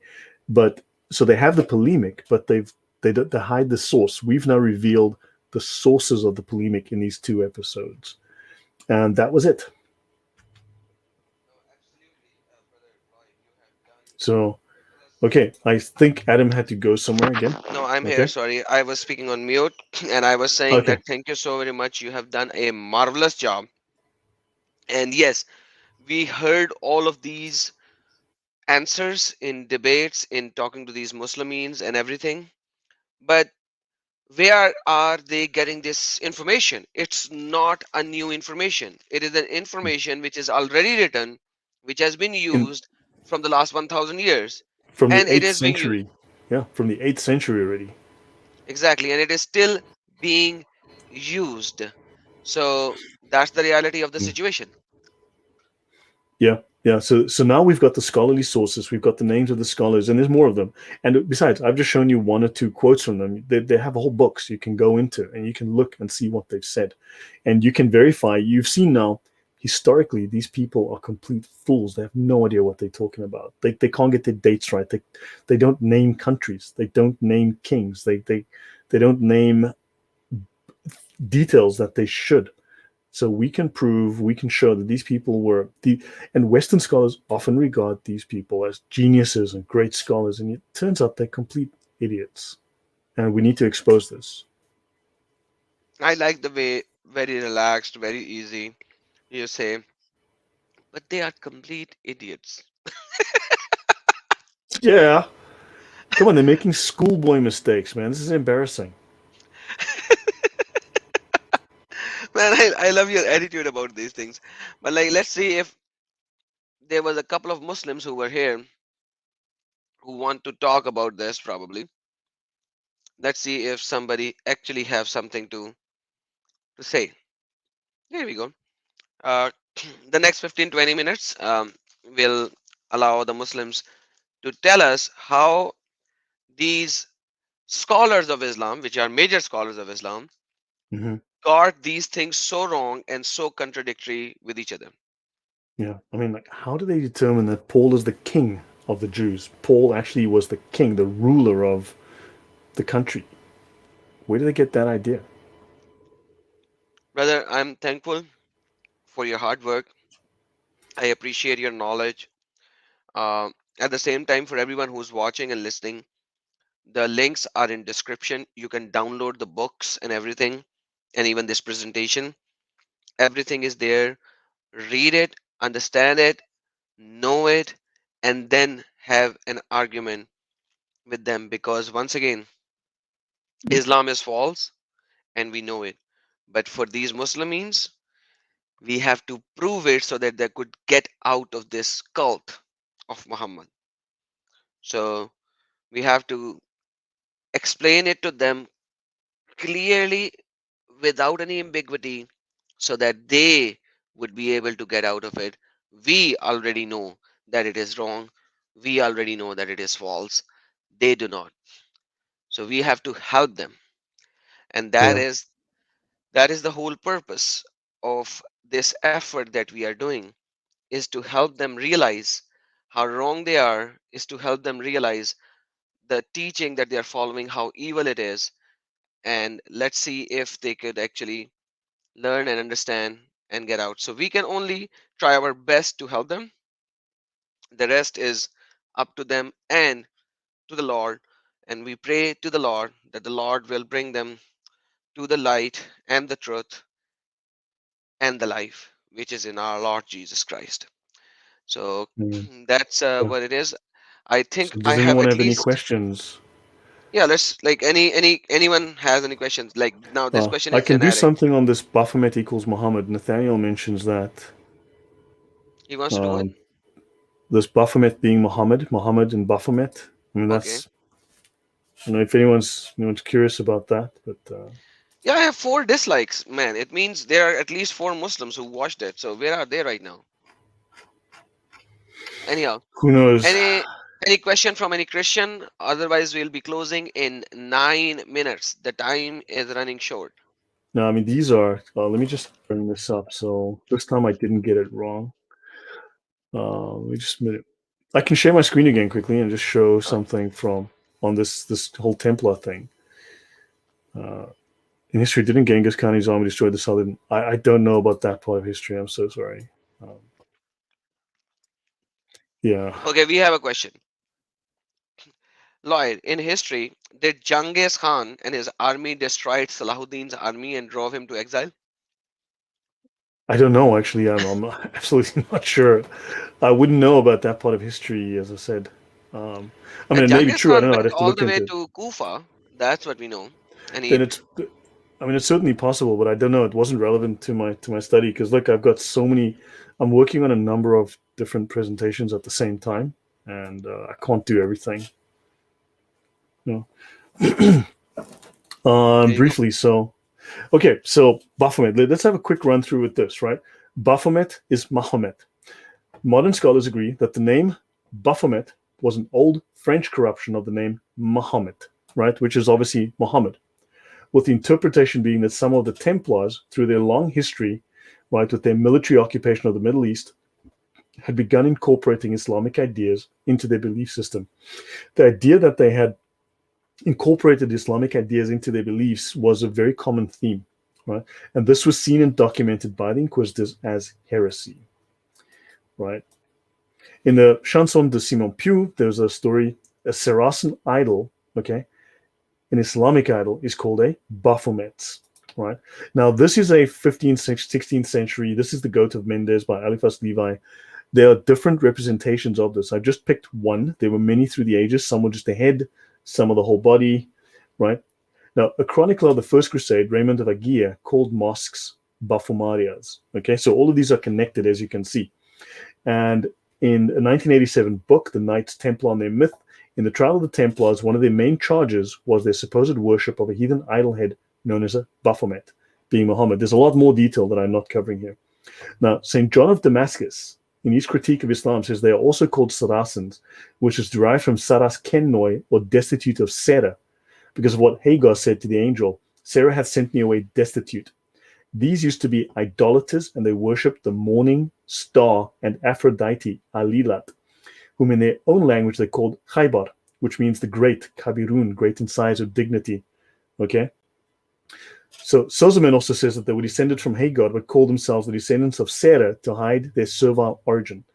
Okay? So understand, so the morning star, this was the symbol here, right? So there's a little bit of history that says the Saracens are Islamic. That's why that term is valuable. Okay. Now, Baphomet, if you look at the Oxford English Dictionary, have you heard of the Oxford English Dictionary? Is that important? Uh, that's a very normal dictionary, man. Okay, well, the Oxford English Dictionary says Baphomet, a form of the name Muhammad used by medieval writers, alleged name of the idol which the Templars were accused of worshipping. Great stress in the condemnation of the Templars is laid on the worship of Baphomet. Okay, all their Wow. symbols are called Baphometic. That's in the Oxford English Dictionary. Probably not an important book, Actually, right? this dictionary, the new kids would not know that, but anyone who has studies before 19, like before the 2000 century 2000, they would have Right. this dictionary in their homes. That's the very standard Oxford Yeah, it dictionary. was the standard English text. It's the major English dictionary. Andrew Martin says the morning star is incorporated into Islam by Muhammad. Now, yeah, there's more to this. I just can't do everything. But Baphomet. Now let's have a look. In Leviticus 17:7, it says they must no longer offer any of their sacrifices to the goat idols to whom they prostitute themselves. This is to be a lasting ordinance for them and for the generations to come. So it's interesting that we now have this goat idol, and the Bible warns not to offer sacrifices to goat idols. Very, very interesting. Okay, so Wow. clearly this goes against God. So we have Ridwan once again. He always jumps up. Yesterday he ran away in 5 minutes when I asked him, and I gave him the time, but he did not. Instead of bashing everyone, he was not coming to the subject. Let's see if he comes to the subject today. I'll give him the time Okay, to speak. so let's If he continue. does not So, comes on the subject, then I will not. So he's here. I'm bringing him up, brother. Let okay. him speak. All right, Ridwan, say what you need to say about this topic. Yeah, first of all, I did not run away yesterday. You did not accept my request. That's why. You ran away, so please No, no, carry on. no. Did I Don't kick you argue. out? Do Did I not kick you out argue. yesterday? Do not argue. I kicked Did I myself kick you out because you're yesterday? not ready Okay, for so my you kick request. yourself out. Yeah, That yeah, means yeah, you yeah. ran I away. don't have time Okay, now come to the for point. that. Okay? Don't be lying, man. Come to the Yeah, point. I just came in. So, what's the topic all about? Okay, so you did not heard the whole topic, right? Not really. So why are you here, brother? Why are you here? I'm here to challenge anyone for debate. Okay, now listen, I'm gonna kick you off now this time. Bye. All right, brother, carry on. Okay, so look, the Islamic form of debate, as we discussed before, is called adab al-jadal. Okay, and it is not it's a contest effectively, but it's a method to persuade people. It is not a way of finding truth. Islamic debate is a very specific method. Okay, it is designed to convince, to persuade. It is not to find the truth. Right? This is not its purpose. It is designed to purely attempt to convince, and it uses rhetoric. Now, people tell me, but rhetoric says in the dictionary. I don't care what your dictionary says. We are interested in how Islam defines rhetoric, and rhetoric is defined in Islam as a science, and B, it is utilizing, let's just say, specious arguments that sound good to convince, even if it's not true. Okay, so that's why they want to debate, because they've perfected a method back in the late 8th century. Okay, and by what they call the Jadaliyun. These are people that were paid propagandists who designed and wrote arguments, and they were paid to use sophistry to win arguments, to convince people, just to win arguments. It was a contest. Okay, just so we know, that's why Muslims always want to debate with you. Now, here we've got a different scholar, different set of scholarly works which tell us that. Now, a scholar called Nicolai argued against the identification of the mysterious Baphometus or Baphomet and Muhammad, which implied that the Knights Templar had secretly been converted to Islam and were worshipping a kind of Muslim idol, because that's the standard scholarly concept right now, right? Instead, he was convinced of the Gnostic beliefs of the Knights Templar, and he explained that Gnosticism had emerged from the Kabbalah. Okay, fine and well. However, Islam has its own form of the Kabbalah as well. There's Islamic Kabbalah as well. And two, Islam explicitly claims to be Gnostic. Islam explicitly, within the Sharia, claims to be Gnostic. Okay, they don't hide it. Now, if we look at the Encyclopedia of Occultism, right, by Lewis Spence, this is from the Harvard College Library, it says here that Baphomet is the goat idol of the Templars, okay, and the deity of the sorcerer's Sabbath. Okay, when is the sorcerer's Sabbath? I don't know, it might be Friday for all we know. And the Baphomet was a monstrous head, okay, and an account of a true Baphometic idol is as follows: a pantheistic and magical figure of the absolute, right? And another charge in the narratives of sorcery and magic, another scholar writes, Baphomet, okay, another charge in the accusation of the Templars seems to have been to a great degree proved by the depositions of witnesses. So numerous witnesses, including amongst the Templars themselves, according to the records, stated they were worshipping Muhammad. Some of the knights, yeah, please carry on first. So go on, sure. No, please finish that. So some of the knights from the south added another circumstance in their confessions relating to this head. The Templar of Florence claimed that in the secret meetings, one brother said to the others, showing them the idol, adore this head. This head is your God and your Muhammad. This is the original written record that apparently states this. So this is the head of your God and your Muhammad. They were worshipping Muhammad. Okay. Another one speaks of the figure of Baphomet that was painted. Okay, and adds that he worshipped it by kissing its feet and exclaiming Allah, which he described as a word of the Saracens, which, as you know, the Saracens are the Muslims. So this is a typo. There's a couple of typos in this book. So they would kiss its feet and exclaim Allah. They were kissing Muhammad's feet and calling him Allah. So this has been seized upon by some as proof that the Templars had secretly embraced Mohammedanism. Okay, as the Baphomet is evidently a corruption of Muhammad, and von Hammer gave a Greek derivation of the word and assumed it as proof that the Gnosticism was the secret doctrine of the temple. Again, another link between Gnosticism and Islam from scholars. It's things I need to hunt down these references. So there's every reason to believe in this encyclopedia that there was some foundation for the charges of heresy made against the Templars. So it rendered their Christianity not quite so pure as that of Western Europe, right? It followed the doctrines and rites of the Gnostic Ophites of Islam, Baphomet being a corruption of Muhammad, and they rejected Christianity in favor of a religion based on Gnostic dualism. So understand, they state here that Islam is Gnostic dualism. That claim was already made by scholars, an observation by scholars a long time ago. Islam explicitly in the Sharia claims to be Gnostic. Okay, and they say expressions as regards... When it comes to this Gnosticism in Islam, we gotta do, not we, you gotta do a live stream. I'll be the listener because I know you have a lot of information about Gnosticism in Islam. So let's do a stream on that as well, brother. And at the same time, let's do a stream with the white magic in Islam, because white magic using the muakkal. What do you call it in English? The word muakkal. I have no idea. You were speaking about that word yesterday. Good grief! I'd have to look it up. I can't remember. I don't know that much about it. I'm still working using the muakkals to do white magic was very dominant, and it is still happening. And especially this Sayyid Shah, who's from Pakistan, he knows exactly what I'm talking about. Yeah. And then let's do a live stream on that, because the West is ill aware. I did a talk on Monday with a group of Nigerians, like a church based in Britain. But they said that this is why I spoke about magic in Islam as well. I showed them how many references there are to magic in Islam. It's everywhere. Magic, magic, magic, everywhere in Islam. The occult magic, mysticism, occult magic, everywhere. And they said this explains to them now, they can see why in Africa you have the Jud, right, which is magic, which Muslims in Africa consider perfectly normal. So understand, it says here, it is even possible that the Templars introduced into their rites practices which savored of Gnosticism or Mohammedanism. So now he says that's unlikely, but I can show that that is very likely.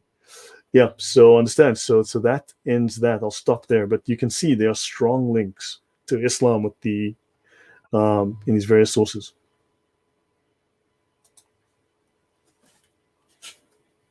Yeah. So that's it from me. That's my story. Brother, you're so right on these things, and we're gonna do a live stream on that. And Sayyid Shah, you have been here since the beginning. You might have gone away in the middle, but in the end you were still here. So if you can refute anything today, you are welcome to join in. If you are going to talk about something else, do not join in. So can you refute anything? If yes, the link is already there. CT just shared it one more time. Otherwise, when I go live, join me and place me a point that you are sending left, right, and center in the chat. But right now, can you refute anything that has been shown today? Let's see if he says yes or no. So Mr. Sayyid and Shah, can you refute anything today? I'm asking this specifically because he actually has challenged me, and he said, give me your Skype so I may bury you, inshallah. This is his comment, which was removed by YouTube. So you and I will have a discussion for sure, where I will give you all the chance in the world to bury me with your inshallah with you. But today, one more time, can you refute anything that we spoke about today with evidence? Sayyid Shah, where are you now? What happened to your fingers? Why can't you come up? Or do you need some new fingers to press the buttons now?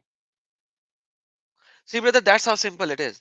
And this same guy will actually later on write it in the comments, like the way he's writing in the comments. Now he has given, we have given him the link and everything. Now he's not gonna come up. Right. Okay, Right. Sayyid Shah is saying, on today's topic, I can't because I lack knowledge. At least he is honest enough to admit. So at least, thank you. I respect the honesty. I I respect the honesty. Thank you for your honesty. Then why were you trying to change the topic? Next time, if you do not know the topic, do not speak. Okay? If you will speak, it shows that you have no respect for yourself and for the listener, other listeners, and for the speaker. And I know you do not have any respect for me, as you want to bury me. But once again, that's a separate thing. Now we have shown that all of your scholars were stupid idiot. They did not know the history. They did not know about the Bible. They did not know about the Quran, and they were trying to do left, right, and center. That's what we have shown. Now, gather some knowledge, learn about that, that why and how your early scholars were these idiots, and then come back some other day. But thank you for being your honesty, and I respect that. All right, guys. Okay, check this out, man. Yes, I'm honest. I never disrespect any Christians because I want them to love Allah. Okay. Once again, you disrespected me, and I have your comment which says you want to bury me. So that's a separate thing, and we will speak together in Urdu at 9 p.m. Pakistan Standard Time in my Urdu channel. If you want to speak in English, let me know. I will open my stream tomorrow. What time is it right now? 1 hour from now. If you want to speak in English, I open it for you tomorrow, 1 hour from now, in English. If you want to speak in Urdu, then I will open it in my Urdu channel on Saturday. So let me know in the description. Now, take care, guys. Thank you so very much, brother Lloyd. Any last words? Oh, no, that's it. So, guys, hopefully in these 2 episodes, you now have the complete picture. You have the most detailed, this is the most detailed information available on the net right now as to why they attacked St. Paul, who attacked St. Paul, what they said. And I will be doing more. I'll be discussing this Injil and how this Injil just conflicts with the Bible and how they were forced to start to come up with these polemics. So yeah, hopefully this gives you an idea why they attacked St. Paul and just how weak these people's arguments are and how easy it should be. If this becomes public, the standard narrative will collapse because the scholars are just frauds. I'll leave it at that. Amen, brother. You're absolutely right. And that is why they hide these things. And we have to be free with DKK 50. Coffee on me, a sip each. I am having on hold questions. I'm not satisfied with my own what and how to What and how answer to the. answer the first? Okay. I'm not quite understanding. So at least he Yeah. has given us money for coffee. A Awesome. sip each I am having, which he's having as well, on hold. A question. Now the question I can't understand. I'm not satisfied with my own what and how What to and how answer. to answer to the fullest extent of just proper. Okay. Okay, unfortunately, brother, you have to write the question one more time, a little elaboratively. Yeah. I do not know, but thanks for your super chat for coffee. I'm gonna go and get some Starbucks then. Yeah, Crimson R mentions about the story of the clay birds taken from the Gnostic Gospels, the infancy Gospel of Thomas. I'm actually busy working on a very, very lengthy. I've got enough to make a show with, one show already, but I'm busy going through what I think is the most detailed the most detailed set of notes showing the how the Islamic stories connect to previous stories. I mean, Jewish stories, children's tales, oddly children's tales. And like the story in the cave is stolen from the Jewish tale about King David, where Muhammad hides in a cave and the spider covers the cave. It happened with King David in a Jewish children's tale, and they just stole it. And the Fatiha and the angel Gabriel, and it's just, man, I'm busy working on that, making very detailed notes on that to show the sources of each of these stories in the Quran. And So he's none of them asking are about original. he's asking about the child sacrifice in the New Testament or in the Bible. Yes, child sacrifice is there in the Old Testament, but God actually said it's an abomination. They were doing child sacrifice to Moloch, and that is why God asked the people to attack them and imprison them and kill them and destroy them and finish them. So yes, they were doing child sacrifice to their god Moloch in the Old Testament, and you're right, and that is why God wanted them to be destroyed. So yes, in the Old Testament, and Muslims actually pick up those passages and they say, look, your God is so bad, he is so angry God, he destroyed the whole nation. But they don't read the passages before where it says that for 400 years they were burning their child to their god Moloch and doing child sacrifice.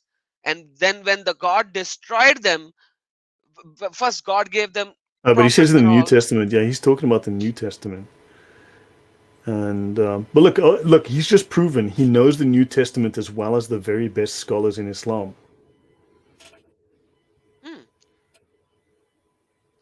Yeah. Okay. All right, guys. Thank you so very much. I don't think I have read New Testament with somebody saying about the child sacrifice. Maybe somebody Well, might be referring to the Old Testament. I do not know about the New Testament. apparently there's jihad in the New Testament according to Quran 9:111. That's, there's jihad in the New Testament. We're supposed to kill and be killed. I'm not sure where Jesus made that claim, but hey, whatever. And then Sayyid Shah is saying, what are your thoughts on Injil? Man, what were we talking about today? We were just showing about the stupidity of your scholars who doesn't even know about Injil, but Quran mentions it. So maybe next time when you come up, you might get us where the Injil is, who wrote it, where it is, where it Where's the was, copy of the Injil? and Where where's the is the copy of Injil? the Muhammad Injil which had it was. in his time. Why did the Muslims lose the Injil? The Injil proves the Quran. Where's the Injil? Why did the Muslims not preserve it? Where is it? And brother, to be free, Judges is Old Testament, not New Testament, FYI. But thank you for your super chat. Your super chat was good, but your information is not good. Judges is Old Testament, not New Testament, brother. Yeah, guys, it's 12:30 here for me. Thank you, brother, for your time, and thank you everyone for watching. To be free, sometime Okay. come up live with me, and maybe we can have a reasonable discussion. Thank you so very much for your questions. Thank you so much for your support. God bless you all. Have a blessed day, evening, or night, wherever you are. Yeshua. Akbar Lazim. Awesome, brother. You know that now. God bless you, everyone. Dang it. Thanks, guys. Good night. Thanks, guys. Much appreciated. And please subscribe to my channel, just under my name. Just my name. Look for it on Amen. YouTube. Lloyd Thanks, guys. Jongh. Take care, guys. God Excellent, bless you. guys.